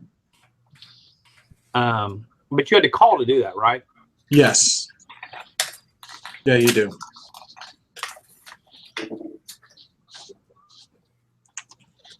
Reseller. Well, let's do Reseller Mom before Julie's question here. How did eBay let people know of changes this last time? Because I have absolutely no new notifications from them about it. Am I missing something? Let's go to the seller update page. Just do eBay spring seller or eBay seller update, and it'll bring up the latest one. I just usually Google search it and then click the link to take me to the latest updates. Just watch all of last week's videos and you hear. Yeah. The panic. Ah! Can we talk about that? Yeah. I haven't talked about it yet on my channel, so go for it. You know, and then I'm going to get Julie V's got a question about home run sales. Wow, somebody just grabbed all the questions and put them in here. Okay, cool. I just want to make sure nobody got missed. You know, the spring seller update thing, I just don't understand why people are panicking. I think that sometimes videos get made for sensationalistic purposes, whatever. I didn't make a video on it because it was like, you know what? Shit goes up. The cost of living goes up. The price of things go up. You know what? It's still the best online platform in the world to sell my yard sale type stuff on. Well, I agree with your last statement. Well, here's the thing. You alone control your prices. If your costs go up, you'll raise your prices. What did Jeff just say? I missed Jeff's. Oh, I was going to say I agree with your last statement, and I wasn't one to panic, but I still dislike some of the things I did. I mean, I agree fees go up. Yeah. I'm okay with that. What I was pissed off, you know, I won't say pissed off, I didn't panic, was the way they handled the TSR. Is that what it is? TRS. TRS, whatever. TSR was the company. They're taking their best sellers and basically taking a dump on them, you know, to make up their shortfalls in other areas. They could have raised the fees up a slight couple points more without doing that, and everyone would have been happy and fine. But I don't think that I think they did a really bad job of announcing it, of we're going to do this over here, so we're going to cut this back, which makes us as humans, our brains automatically think, well, these people had to pay for this. And it's not necessarily, I guess, Jeff, this is where I kind of come from on it. It's not necessarily that. It's just that somebody in their PR department didn't think that shit out very well, and it wasn't put together. At the end of the day, there's probably a huge department that when we all know that none of us know about behind the scenes at eBay that's going, okay, the bottom line is here. We are giving, here's our fees coming in. We're giving discounts of X. We need to get rid of these discounts. And over here, we're doing this. We're losing market share in search algorithms or whatever. So we need to do this, and we need to push this product more. And I think it appeared that it was really, really bad. I know I get where you're coming from, but I didn't really read it that way because I just kind of looked at it, instead of looking at it as a group, looked at it as two totally separate entities of they did this and they also did this, but these are unrelated, if that makes sense. And you can also look at it when they raise the fees. Again, you can look at it as they're taking a dump on their best sellers, because everyone who pays money for a store got a fee increase, but the people that don't pay for a store didn't. True. Yeah, but they also higher, but it's not that much higher. So, but they didn't get the benefits of the promoted listing coming back. The credit for the promoted listings. Yeah, $30 is not that much of a. But let me ask you a question though, Jeff. You use promoted listings and promotion because you're the one that actually got me hooked on. Yeah, I agree. Promoted listings is good. But unless they make a change there, which somebody said there are, right now, promoted listings are only good for quantity listings. Right. Most people who just do one-offs in the treasure hunting world here won't benefit from promoted listing unless they make a change to it. Well, and I heard that rumor too, that they're going to make it where it's good for one-off stuff. But but it's not, and people, and I guess what I hear from everybody is, oh my God, that's so unfair. That's so unfair. We already paid fees. I mean, I guess I look at it from the standpoint of like, okay, Jeff, I'm gonna throw it in. You're not to argue with you specifically, but anybody that ever owned a brick and mortar, you had to spend money for your photography business to have it advertised here, advertised there, do search engine optimization. You either had to spend money or time, which is essentially the same thing. So you're going to have to do those things. And I think the problem is where you hear a lot of the complaining, and I know you're not complaining, but where I hear a lot of the complaining every time something new gets rolled out is people that just don't have, and it's going to sound awful, but a lot of people that just don't have any basic business sense and realize, oh my God, I have to pay for advertising. If you go into eBay thinking of it as a brick and mortar business, and your fees are just a cost of doing business and occasional other expenses are going to arise, it's a whole lot easier pill to swallow than it is somebody that just comes into it. I'm going to sell some yard sale stuff and go to the weigh and pay and sell a few items here and there and make a living. And oh my God, I have to pay this, you know. And I kind of have a little problem though with being pushed into using promoted listings. But you're not You know. being pushed. You'll still get exposure to your items. But it's like anything else in this world. People that advertise get more exposure. Yeah. How is that unfair? And the other thing is they got rid of that third-party advertising, which clutters up eBay, which also draws people's attentions away from your listings. Right. Yeah, now that's to me is key. solving their problem, because it took people off eBay. They finally realized that, and so they got rid of it. We should not have to pay for their mistake. Well, it's it's like any other company. They have a fiscal responsibility to their stockholders. They can't eliminate one area of revenue without fixing that revenue loss issue. Dave Willoughby says apparently there's a beta program that will allow one-off promoted listings. I don't know of anybody that's on it. I'm not really that connected with other YouTube channels aside from the panel.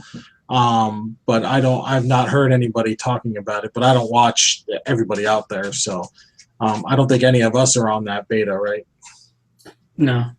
The picture is sold for $335. Yeah. But they could have made up that money more by, like I said, increasing all the fees across all parties, stores and non-stores, because they only increased it by point. I don't know what it was. It was 1.15, yeah, Yeah. 0.15, yeah. double that, make it 0.3 or something, and they could have made a lot more money. And non-stores raised it to 11% instead of 10% or something, rather than kicking your best sellers in the butt by taking away half of their bonus. But The way I see it is somebody that sells both on eBay and Amazon is the eBay fee increases are tame compared to what Amazon's done to their sellers in the last year. Yeah. In the big picture, I move on, and Yeah. I don't worry about it. I just, for a day I grumbled and thought that was really unfair of them to cut 20 to 10%. Yeah. And It is, but they are giving you something in exchange. It's not the best thing. I don't think they should have raised the fees the way that they did. I kind of agree with Jeff with what they should have done, but it's not what they did. So I just move on from that. But with Amazon, my average costs of selling on Amazon went from between 20 and 30%, depending on which category, to now at minimum 30%, up to over 50% with some books. And I don't get shit when they decide to raise the rates. They just say, we're Amazon and we're going to do it. If you don't like it, get out. Jill Olson says she's on the beta for one-of-kind promoted listings. Cool. Jill Olson in the chat. Coco Chanel also said that Hubcap Joe, which I think everybody knows him, he's been doing videos forever and ever and ever, said he was on the beta version. I actually, now that she said it like that, one of a kind, I actually read something or heard somebody the other day, but I can't remember who it was now. I just wonder how that's going to work. I mean, I can understand when you have a quantity type thing, but a one-off, how are they going to promote a one-off? Dave Willoughby said, check out Crazini Driver on his YouTube. That's a Hubcap Joe. And the way you look at it, they're pushing the promoted listings with a little $30 coupon. They're going to make, in doing the one-offs now, they're going to be making a lot of money, because that's another, 3 to 10% or whatever you set it at. Yeah. Your sales. So that's another fee. eBay.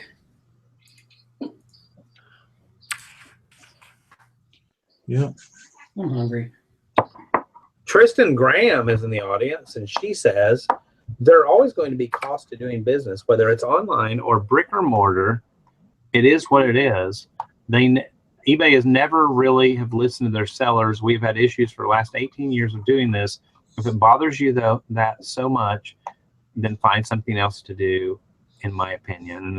And then a heart shape. God, that woman's so awesome. Good idea. I think I'll become a photographer. Oh, that's my wife. My bad. You did a job at Lowe's as a greeter. I can get discounts for the home improvements. You get to wear a vest and you get to stand there by the dead pecker bench. It's awesome. Mm. At least I'll get benefits. Lowe's doesn't have greeters.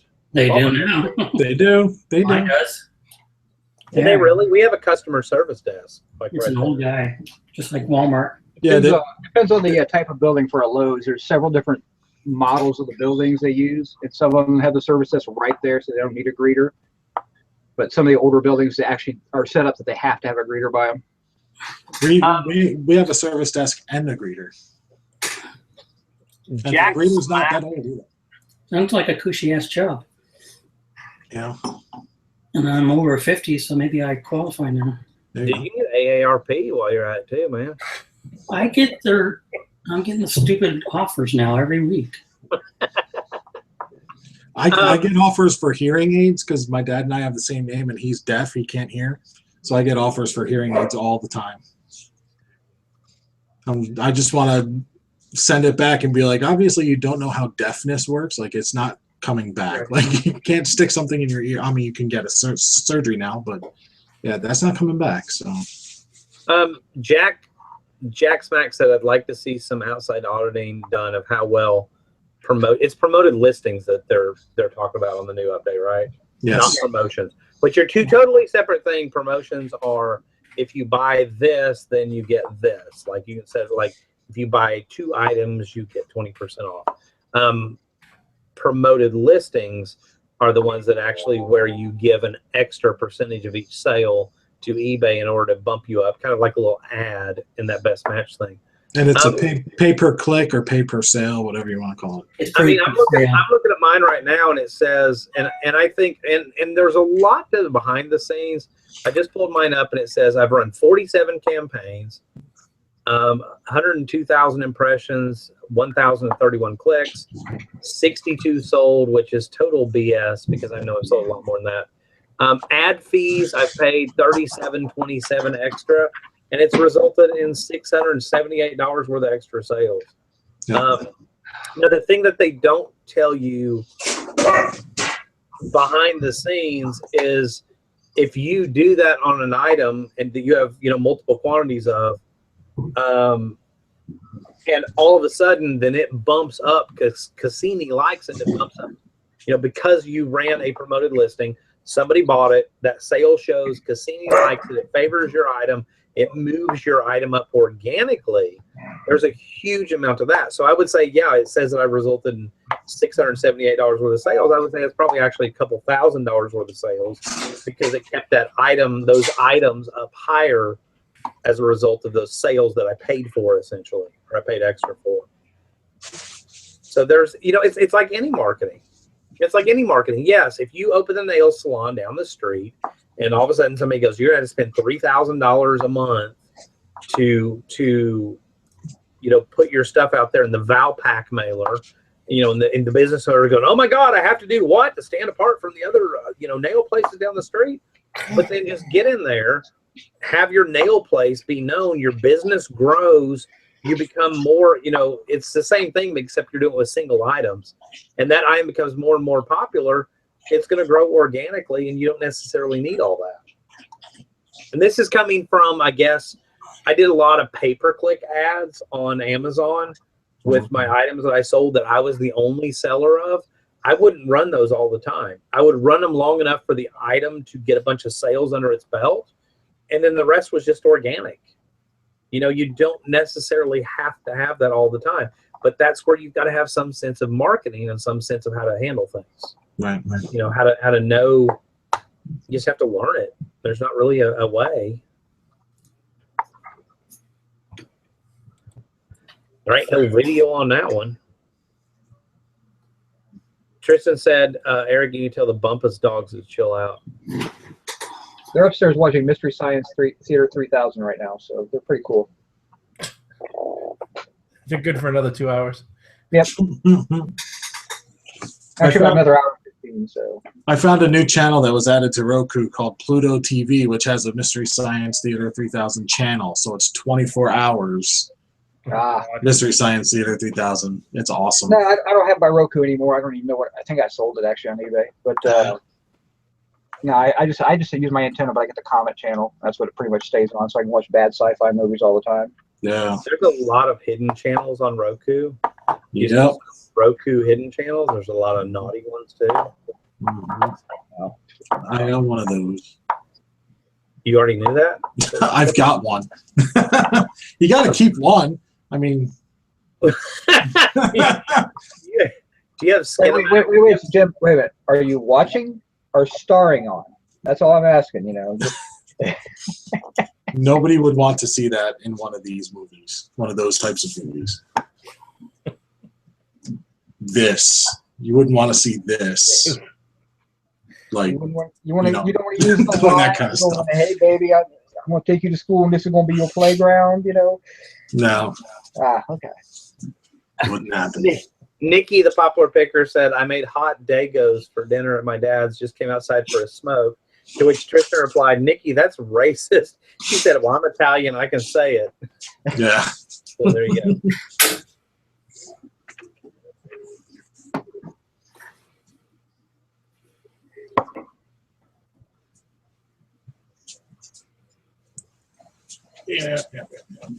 Yep. I mean, one of the big deals about the seller update was also tightening up the top-rated seller requirements as well. Yeah. Which is bringing it from, what, 90% to 95% on your shipping rates, I believe.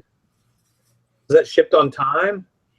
I think it was the on-time shipping one. I'm not. Yes. I don't pay But attention to it because I'm. How could you? Okay, eBay lost so much market share to Amazon Prime. If you were in touch with your business, how the hell could you have not seen that coming? With Amazon Prime, things guaranteed in 2 days. And yes, I know there's a lot with Amazon that doesn't get there in 2 days, and they're veering away from that a little bit. But with their strict standards, how could you not have seen that coming if you kept up with, even if you don't buy on Amazon Prime or you don't sell on Amazon, if you just kept up with like social media, how could you have not seen that shit coming though? Yeah. You know, it's really not, for me, I don't think it's a big surprise. That's where I get baffled every time these updates come out and they charge a little more or whatever. And people go, oh my God, can you believe it? And there's some, and not you, Jeff, I know what you were saying. I get your point, but there's some people that just make this huge ordeal out of it. It's like, really? Really? Do you cry in the parking lot every time you go into the gas station and they've raised gas by 5 cents a gallon? Their concern is 26 gallons to fill my truck. Yeah. I think the concern is because it's not solely dependent on the seller. You're kind of dependent on the post office to scan it. And some people have been hurt because the post office doesn't scan properly all the time. And if they do it so it only counts when you do your label. You have to actually create your label within your stated period. Then it's all on you and everyone would be happy with it. Well, not everyone. I'm sure someone will complain. See, eBay takes the stance that the post office is working for you, and if you're not getting satisfaction, then you need to address your post office. And that's been around with Amazon. That's been the theory for years. And if you ever read the Amazon seller forums, there's a lot of people who will say that. You chose the post office as your carrier. You are selling on a venue that requires you to get it to your customer in X amount of days. If the carrier you chose is not living up to the standards, that's your issue. And I can say that with kind of tongue in cheek because I'm very fortunate we have a good post office, good carrier. But if I didn't, and I've done this in the past in places we lived, I would have a serious talk with the postmaster. And if you don't get anywhere with that, every boss has a boss until you get to the top. But, talk to that person's boss and get somewhere and just explain it, but be diplomatic. Be diplomatic, be very, explain what goes on and say, this is a huge issue for resellers that are probably a good portion of your business. Don't come across as a know-it-all. Just sit down and explain it and say, is there any way to get your carriers to start doing this on a regular basis? Because otherwise, we're all going to have to switch to a different method. And I take my packages to the post office every day because my carriers are unreliable. I'm okay with that. That's the compromise I have to make. I have to get in my car and drive to the post office every single day. Well, I think as a business owner, and when we're reselling, we are business owners. You know, you're working from home. You know, some people see it as working for eBay, but you're working for yourself on the eBay platform. You do have to be a little proactive, I think. You know, if the post office is not going to work for you with them coming and picking up your boxes, or throwing the boxes in the bin and flipping them into the back or whatever, then yeah, you've got to do what Eric does and be a little more proactive and take it down and make sure somebody's scanning it and all that. But you know, that's just what you have to do. And I guess it's a little easier, and I know y'all hate these comparisons. I bring them up every show, but I feel like I'm very blessed and very fortunate with having had a background like I did. But it's just like with my dad, like the UPS store business. UPS franchisees are given a choice to buy from A, B, or C box suppliers. If the franchisee starts buying boxes from number C supplier, letter C supplier down here, and they start falling apart, they can't go back and blame UPS and the franchisor that they're paying fees to, because they are as a franchisee. It's essentially the same thing, and go, well, you know what? It's it's not my fault. It's not my fault. Yeah, it is your fault. You chose that. And I know nobody wants to say that. Nobody wants to hear it. But the reality is, if the USPS sucks where you're at, you either fix it and get them back up to their written standards. Contact your congressman. Do whatever crap you got to do. But it still comes down your head. You know, you chose USPS. Correct. So I mean, you start to deal with it. There's what, if you don't like your post office, go to a different post office. The only thing you have to do is change your shipping from zip code in your shipping label screen, and you can change it once and it'll stay that way, which is what I do. My post office is a completely different post office than I take my packages to, because my post office sucks. I don't want to deal with it.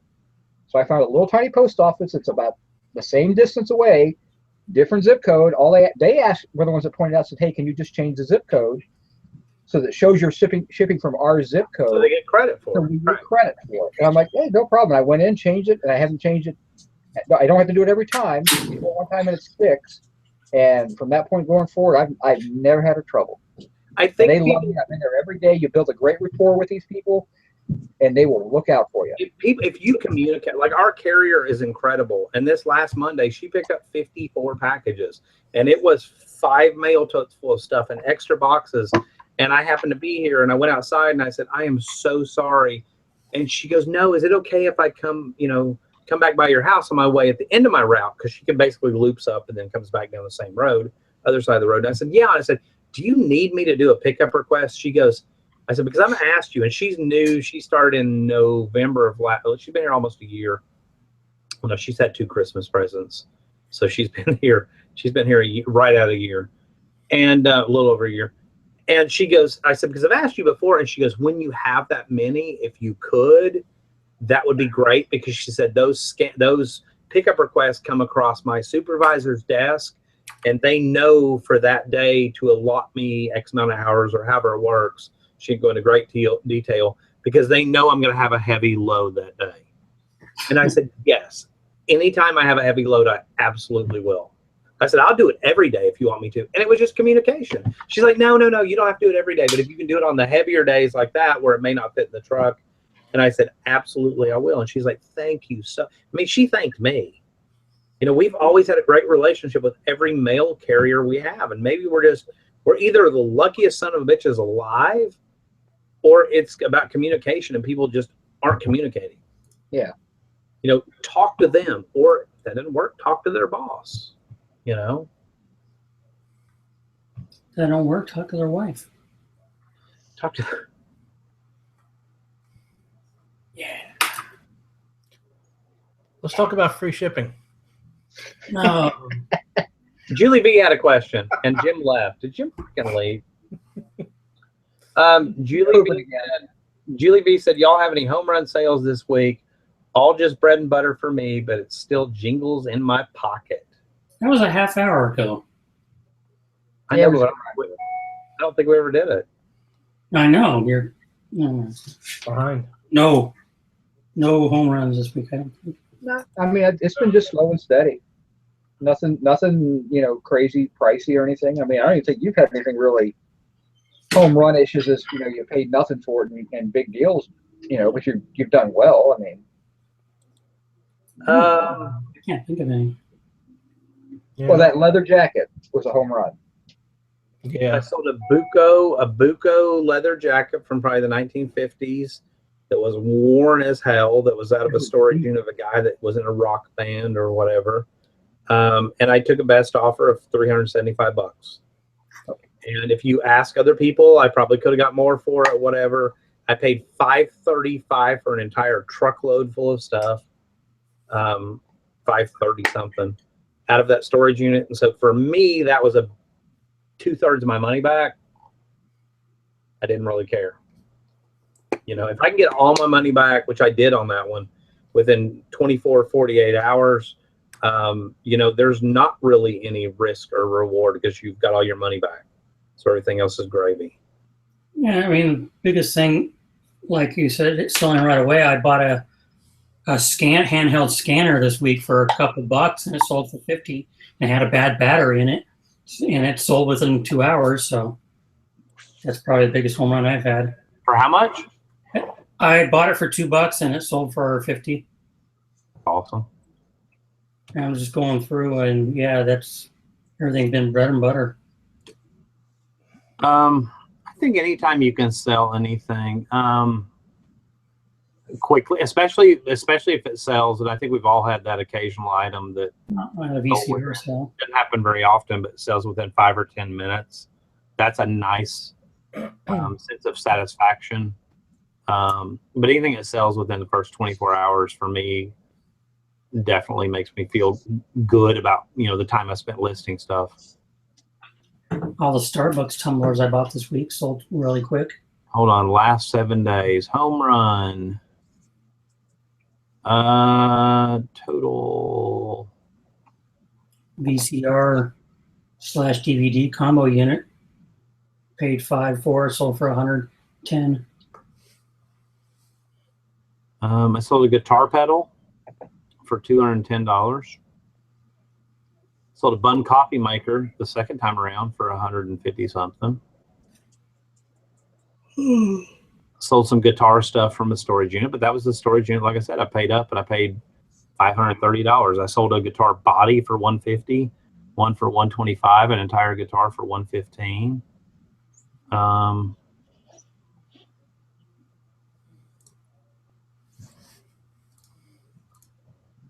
Everything else is bread and butter. But the bread and butter adds up, though. Yeah. You know. I mean, my average, I'm not like you guys. My average sale is usually probably $12 to $18, and My average sale, believe it or not, overall is about 20 something. About 20. I do 10 of them a day typically, except for I yesterday. have a lot of $5.99, $6.99, $7.99 free shipping, but they add up, though. You know.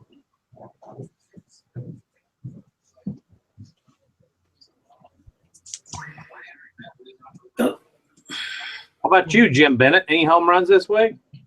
I sold both of those lamps, those Coizel lamps. They're Dolly Madison, I guess. Yeah, Gone with the Wind lamps, they're known as, the top and bottom glass lamps. They're in my last haul video that I did a couple days ago. Both of those sold already. I paid $30 for those two. So $15 a piece, let's say, and I sold them both for $170 shipped. And Ashley said my lamp, yeah, she had a dolphin lamp, either packed away or, you know, on a shelf for the last 15 years or so, and it's one of those. It was like $25 at Walmart, but it's a lamp that runs oil down like fishing wire almost, so it looks like it's raining around a dolphin in the middle. We sold that for $80. Hey, I got a question about that. Yeah. Because I haven't talked to you since then. And I've sold those where they had the like half-naked lady in the middle of them and they had all the lines around her or whatever. Yep. And that's normally mineral oil in them, so it's not anything huge deal. Like, did it have oil in it when you got it? Yeah. Are you gonna have to how are you gonna do all that? Right now, it's upside down over at my bathroom sink. So your I'm bathroom draining it. is well lubricated. Yep. It is. I remember it's been a few years ago. I was trying to remember how I got the oil out of the other ones. Yeah, I flipped it around to see, if it was in a box, how much it would leak, and it would just be too much. So we're gonna drain it and then ship it out tomorrow. Yeah, that was $80. I sold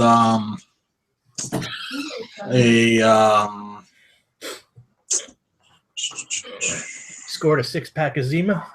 I did. No. And a bag of Jolly did not. Ranchers. I did not. Golden Fleece Parka. I had that on a video a while ago. Sold that for $80 shipped. Some Nortel office phones. I sold 4 total. Out of a lot of 10, I bought 10 phones for $30, so $3 a piece. Sold 4 of those for $70 shipped, $35 a pair. Wait, you showed those in a video. I did, yeah, in this last video. Yep. You've already sold those? I've sold 4 of the 10. Damn. Yeah. What state did those come from? That was from here. Oh, you suck, dude. Can you at least say Alabama? No. I did sell a bowling bag tonight, $35. Nice. Oh, which one? The purple one. Oh, the purple one. Okay. I like those bowling bags. I thought they were cool. Yeah, they're neat. They were all Brunswicks, right? All 3 of them? Yes. Yeah. So that's waiting to go out. Let's see, what else do I have waiting to go out? I have a baseball glove, a Lou Piniella Spalding baseball glove. A little vintage there. Oh, no. Soccer jersey, a Yankee candle, Black Band Seaside Holiday Scent candle. That was $25. The dolphin lamp, and then the rest is clothes. I sold some Christmas lights today. Kind of last night, actually, I should say. Yeah, that's The Cabbage Patch Kids.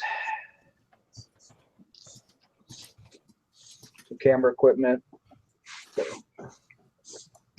Christmas lights is a good thing to bring up, because even though it's Christmas lights, it'll still sell year round. Well, mine are all purple, and Yeah. I've got them listed for Easter holiday lights. I actually had the word Prince in there, but I finally took Prince out. So, but dorm lights. I hear a lot people say, "Oh, I'm going to buy this, Halloween prop or Christmas thing or whatever, 4th of July, whatever, and I'm going to wait until that time to list it." It's like, why don't you just list it now? Have it for sale. Like, you're not making any money with it on the shelf. Yeah, if you have a storefront, go ahead and list it. If you don't have a store, I can kind of understand how you're kind of saving your listings for a little bit closer to the season. But I don't really understand why anybody who doesn't at least have a basic store. Yeah. Just the tools you get from a basic store, the ability to run sales, the ability to put a vacation mode on that's worth the money right there. Yeah, if they bring down the cost of the Anchor store, I'd probably go Anchor right now.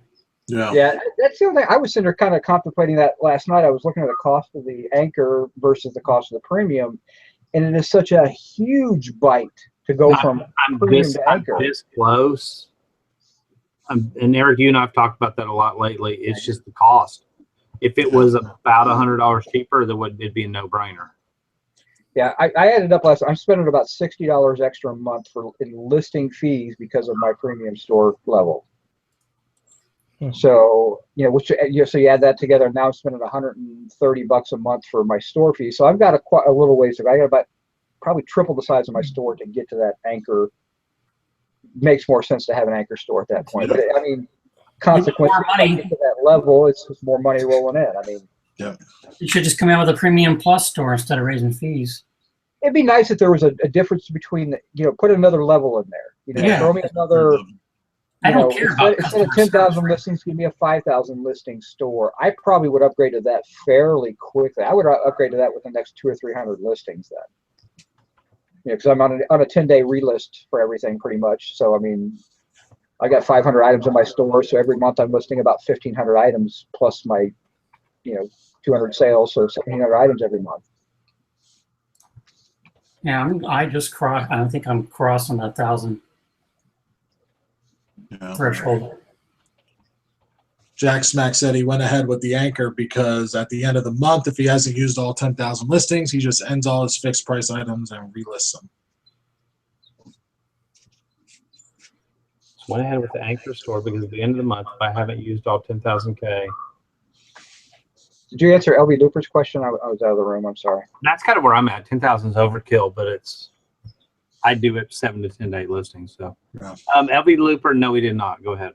Is researching tomorrow's auction, how do I set a set price or a limit on how high you can go if you can't find any comparables? Well, the only thing I'm going to ask you, do you have worth point? A lot depends on the item and the coolness factor and what you think you can really get out of it.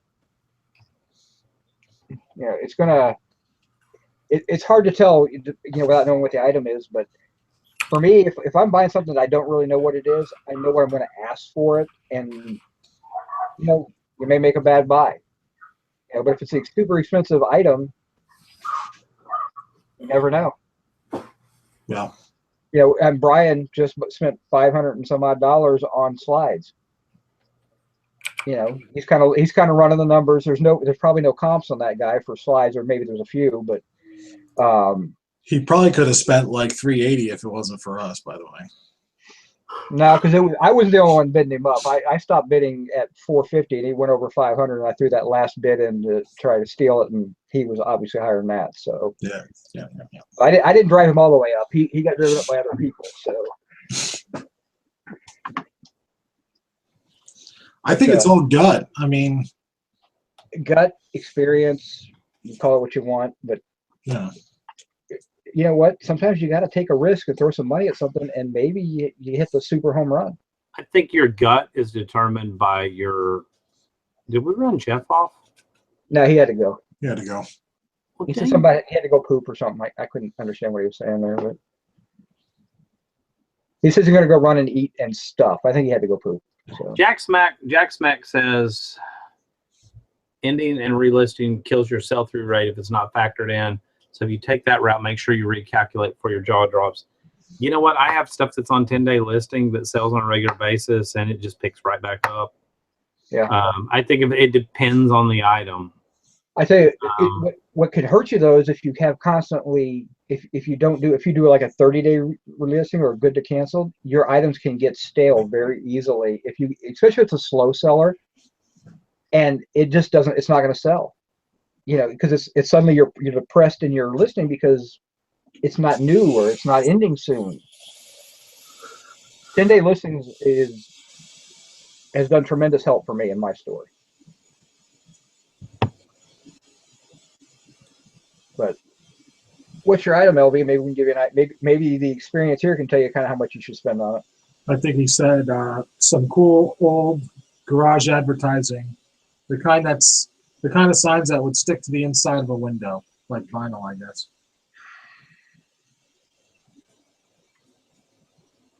If it's gas and oil always seems to bring decent money. You're talking about window clings, and that's a little different animal. I don't think gas and oil. Yeah, window cling. I don't think it's going to be gas and oil. I think it's going to be more like auto repair. Yeah, that kind of thing. I probably wouldn't spend a lot because that's something you could probably reproduce pretty easily. But if it was old vintage stuff that you're not going to find anywhere, then I'd spend a little bit more. Quantity could be a big deal on how much there is and how much you can pick up. If there, as an example, I was actually bidding on an auction.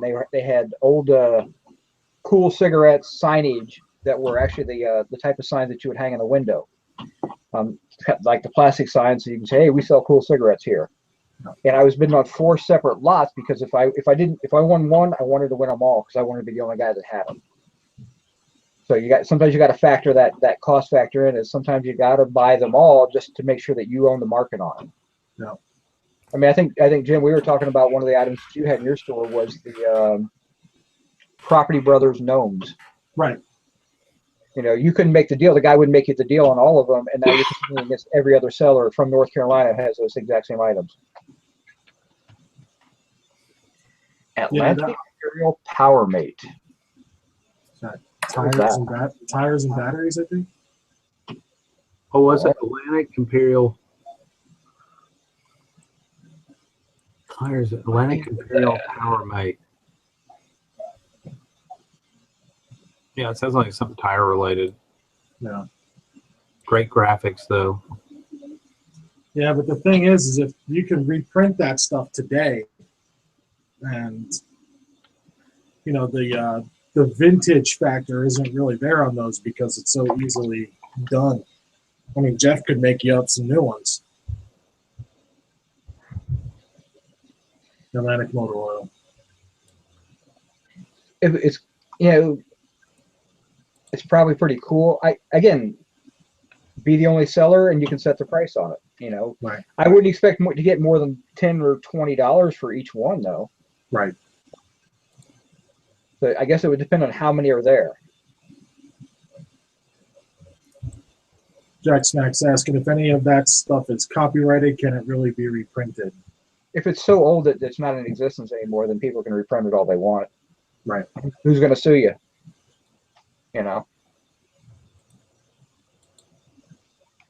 And that's where it's up to you as a reseller to do your research. I'll say we're 12 minutes into Walking Dead and we're still at 67 viewers, so that's pretty awesome. People like us more than zombies. Oh shit! I'm missing Walking Dead. I'm out of here.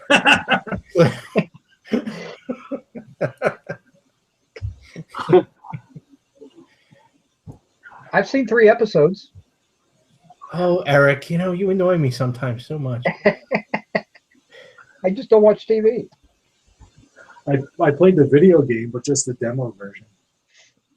Demo version. Yeah, I played like 5 minutes of it. Was it good? I don't play It it. was pretty good. Yeah.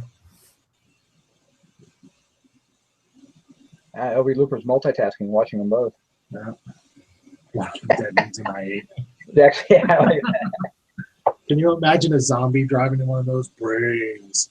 Pushes the buttons for the suicide doors. Don't get me wrong, the i8's a beautiful vehicle, but I would never pay that much for an everyday driver. Mm-mm.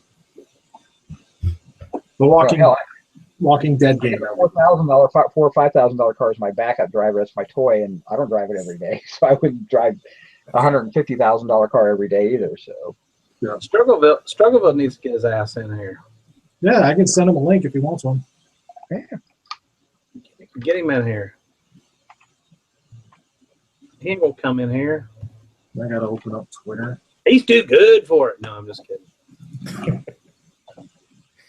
I did kind of troll this show the other night.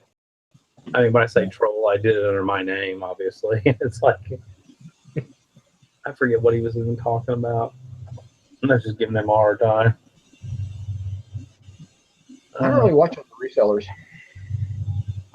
Well, I didn't watch your videos anymore. I already know everything's going on in them anyway. So.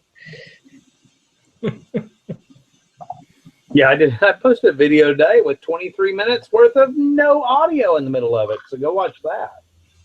It was awesome. And I just left it up. I was like, you know what? I just don't even care. No, I do care, but I don't. There's no way to fix it. I mean, I've already deleted it, unfortunately. I thought I went through just fine, and so I deleted the old video off my phone. But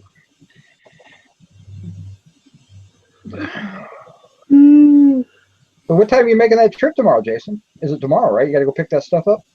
Yeah. The only problem is I still got to go to work first and ship 23 items.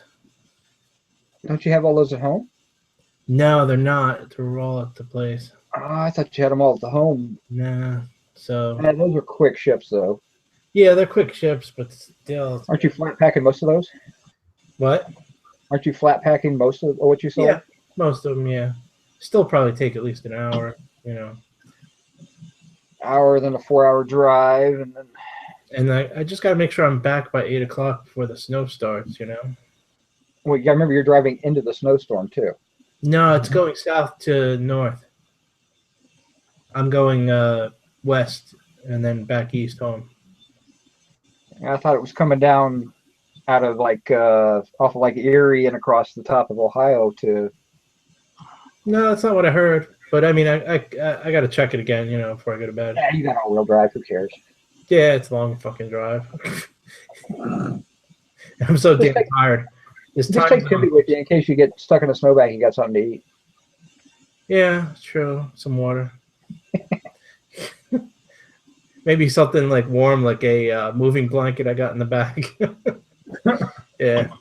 I keep a surplus army blanket on the seat of my truck in case. So yeah, I'm all prepared. I even got one of those glass breaks.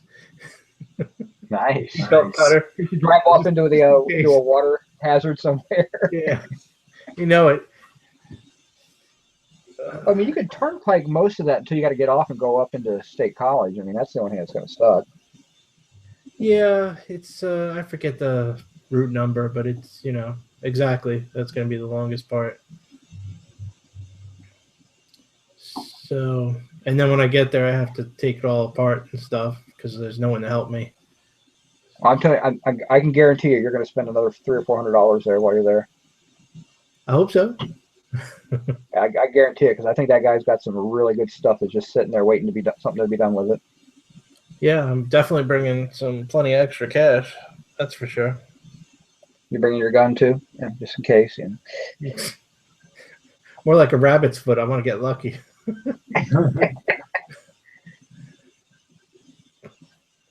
So the only problem is last night this time change thing screwed me all up. I didn't go to bed till like 4. Yeah. I'm like exhausted right now. Well, my son has to get up for school in the morning, and he's like wired right now because he's Is he? time changes. Normally it's like 8 o'clock for him, and he's not even had his late night snack and getting ready for bed and everything. So. Yeah. I don't think I have anything to do tomorrow morning. Come on up to State College and help me. You're close. You're actually only about 7 hours from me. I don't even think it's 7 hours for me to State College from here. It's 2.5 to Pittsburgh. I think I'm about 10 hours from you, right? Something. No, I could be at your door in probably 8 hours. Yeah. I mean, if I went back to where I used to live, it's a 6-hour drive to where I used to live, and then to get to Philly is another 3, so it'd be 9 if I did that, and that's dumping down through West Virginia and Maryland. Where if I stayed on the turnpike, I would chop probably 2 to 3 hours off of it. I could probably get there in 7 hours if I drove at a somewhat decent pace. If you put the Miata. I've done that driving the Miata. It's a little brutal. I mean, Miata's a small car. That's right. You pretty much have to take 80, right, all the way. No. I would take 70 all the way. 70 all the way to 76. Gotcha. Yeah, it's tough with the tractor trailers with those little cars. I'm pretty fine with that. It's just, I need to update all my shock absorbers. I got them. I just got to put them on. Well, I'm talking about. I drove the Miata took it out yesterday for 2 hours though. I'm talking about just the wind factor. You know, how when the trucks pass you or whatever, they kind of blow you over a little. You're too small. Hey, you took that offer on the camera stuff. So now you just got to pick that part out and then relist the stuff that's left over. I just got to relist the camera body. I sold them everything else but the camera body out of that. And the camera body I'll get $70 or $80 out of, I think. So. Very nice, very nice. So. Thrift Daddy said you could live stream all the way to my house. I don't do well with live streaming.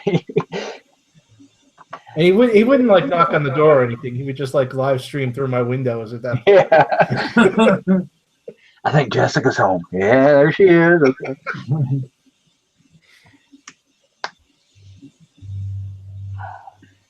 People in the South get stupid when they see snow. It gets dangerous around here. Tom Huck said, I posted a picture of our snow. You know, here's the thing about snow in the South. Here we go. I'm from Missouri. I know how to drive on snow. I know how to drive on ice. The town that I live in actually is made up mostly of Yankees that are here with the military or the space and rocket or whatever. And I know you all get tired of hearing that, but it's the truth. This is a very northern town in the south. The problem is the city doesn't have the equipment. If you take everybody else, all the rest of you that live in the Northeast, and you go, it's not a big deal. I don't see why it's a big deal. Okay, you know what? Take away your damn snow plows and your salt and all that shit, and then tell me it's not a big deal. Yeah. There you go. That's what it is. It's not. And yeah, there are people that get stupid and it gets made fun of, or whatever. And you just kind of get used to it. But it's not really that nobody knows how to drive on it, because if you think about it, we've been driving our 4-wheel drive trucks in mud for hundreds of years. Yeah. Hundreds of years. But for many, many, many years, it's not that people don't know how to drive in messy situations. I mean, think about what you're talking about. It's the South with their 4-wheel drive trucks. Yeah. So yeah, we don't have a 4-wheel drive truck though. and it's also when it doesn't happen that often. It happens once a year, or maybe but I got front-wheel drive stuff. But it happens once a year, maybe twice a year. It's just a giant excuse to stay up and have play day. I mean, it really is. Yeah. So it's fun. It's actually fun. If you knew once a year that something was going to happen where you wouldn't have to, if you had a regular job, you didn't have to go to work, and you could go to the store and stock up on a bunch of stuff and have a party with your kids, would you do it? Hell yeah, you do it. It's like New Year's Eve a couple times a year. It's just fun. So. Plus, when you work from as a reseller, we have that big storm coming up. I'll tell you right now, I'm putting my store on vacation for the day. I ain't going out there.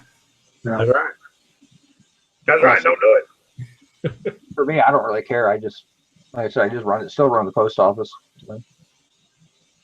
I know my postal clerk that's there every day. He's got a Jeep, so he goes in every day. If it's bad weather, he's the one that opens the office. So. I mean, for me, it's like an hour. There's an hour and 10 minutes round trip. So it's like, I don't want to be bothered.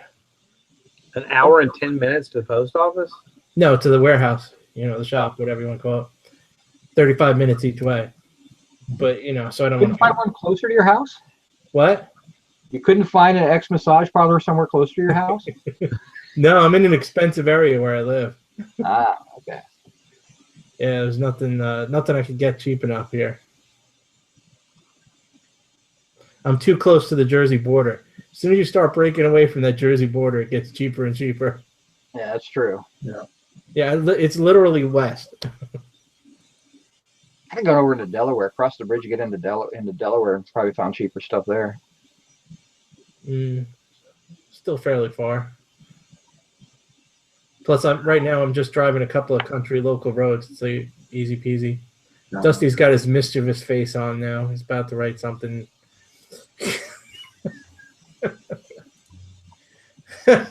Look. Oh, it's all good.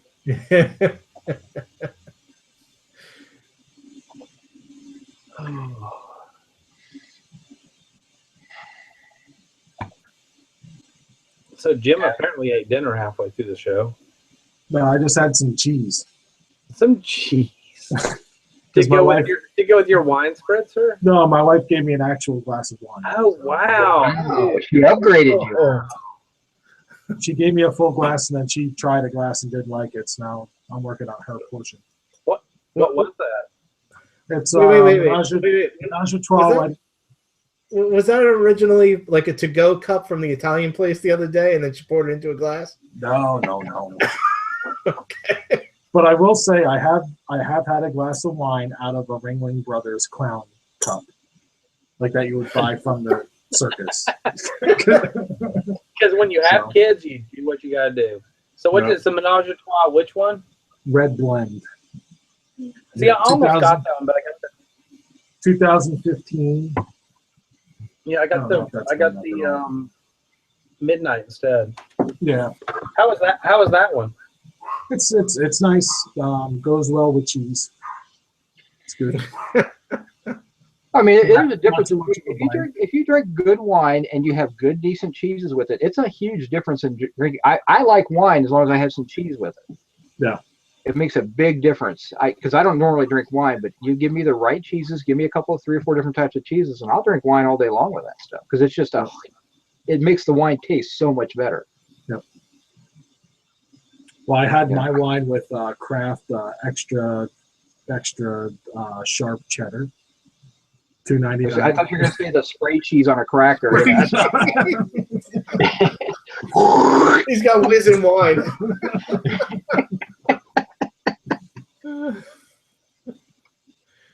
Oh, I can hear the can now. Yeah. actually, I bought a bottle of Merlot the other day. It's, you know, I'm a cheap person, so I bought the Aldi's Winking Owl Merlot, but haven't cracked it open yet. So. I like my scotch, so. Saving that for a special occasion. Oh, you know what? This is not Menage a Trois. It's Flirty Bird. Flirty Bird. I wonder if this is an Aldi's. I don't think so. I think Flirty Bird sounds like an Aldi's brand. I think it is an Aldi's brand. You know what? They actually have decent wine. I just did Flirty Bird wine. Aldi. It is an Aldi wine. They've got, you know, our Aldi's just not close, or I would probably buy more of theirs. you can't really go wrong with a $4 bottle of wine, though. So. Yeah, the scream at the life. We did get this from Aldi. And this one. I haven't opened And it. this one that we're going to try next. Reselling, Sweet red. Which is Sweet Red. French for what? Moist? No idea. Black Eric, cherry and raspberry. Eric Gunter said, "Gotta go Cracker Barrel extra sharp cheese. It's worth the money. That is good cheese." It is.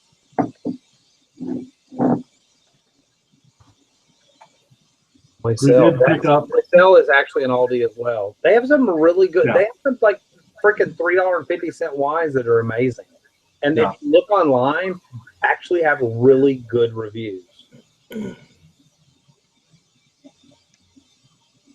Sorry, go ahead. I have nothing to add. Tom Huck said he's drinking vintage Mad Dog 2020. No. Pure great wine. MD 2020. The finest malt from South Detroit. We used to drink. We used I to used to drink. drink that when I was younger. Yeah. That and Lawrence whiskey. It's as bad as you think it is. Yeah. But we had a little drive-through place that would sell to us before we were legal age.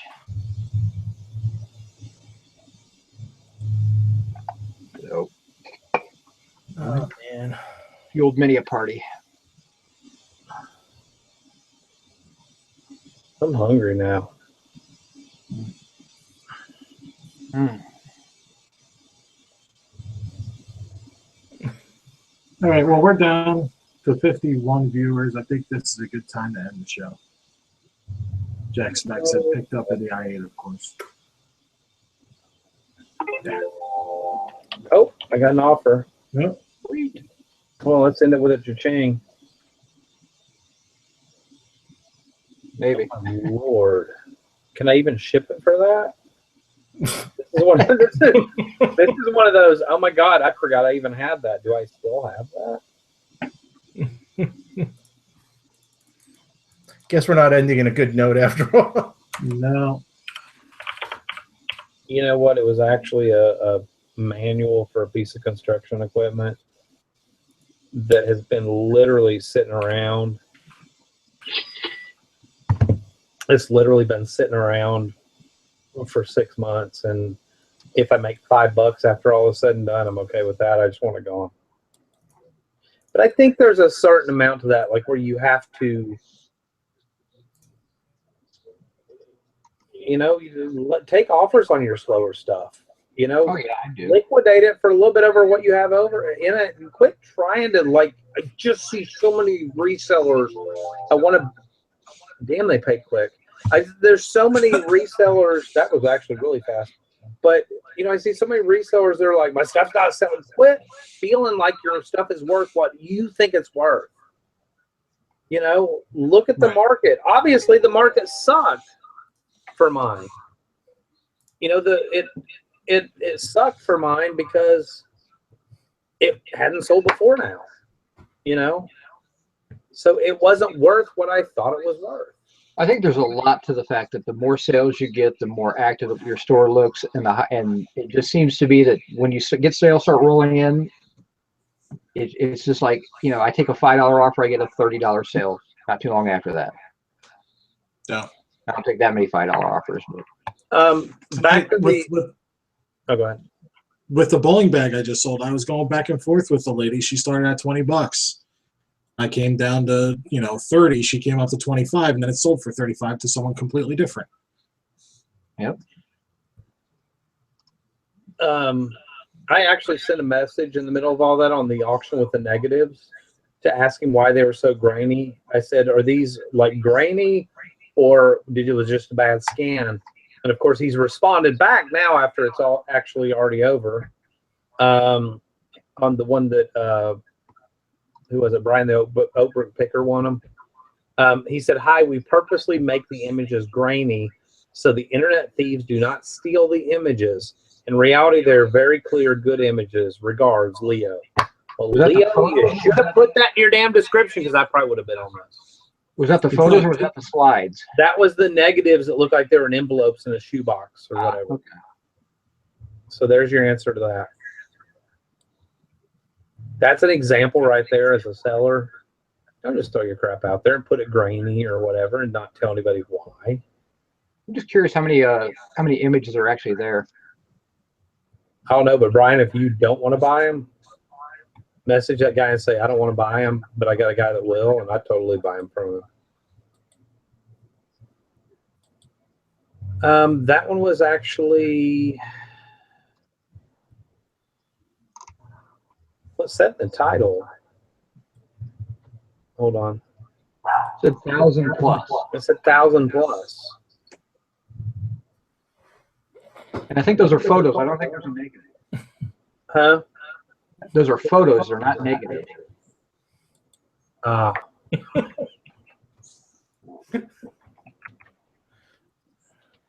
This is great.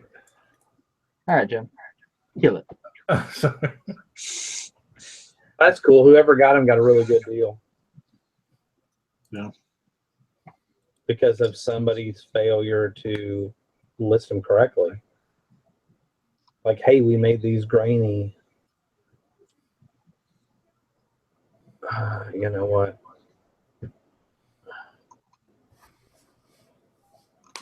Yeah. All right. Let's go ahead and wrap up. You got something else? I think Sally had to say something before. Sally. So you don't go on a show and then just turn your camera off and mute yourself and go to sleep. She might have gone to work for all we know. Right. Good Lord. Everybody, she'll be back in 6 hours. Stay in the chat. All right. Peace out. If you like this, give Jim's channel some love. Give it some thumbs up. Obviously, I think we're moving the reseller happy hour over here, correct? I mean, do you want to? Yeah, it'll be here from now on, where it started. We moved it over to its own separate channel, and then I decided to just go ahead and pull it back over here. We are on Facebook. Look up Facebook groups, the Reseller Happy Hour. Join us there. It's not so much reselling as it is poops and farts, but, you know, it's fun. Well, that's really all there is. Poop, fart, and now camel toes have become a big thing in there. So if you want to see that kind of stuff, join us. It's all resellers talking about, you know, gross things and Crap funny that- stuff. Get your mind off of reselling. Exactly right. Yep. Go ahead and thumbs up.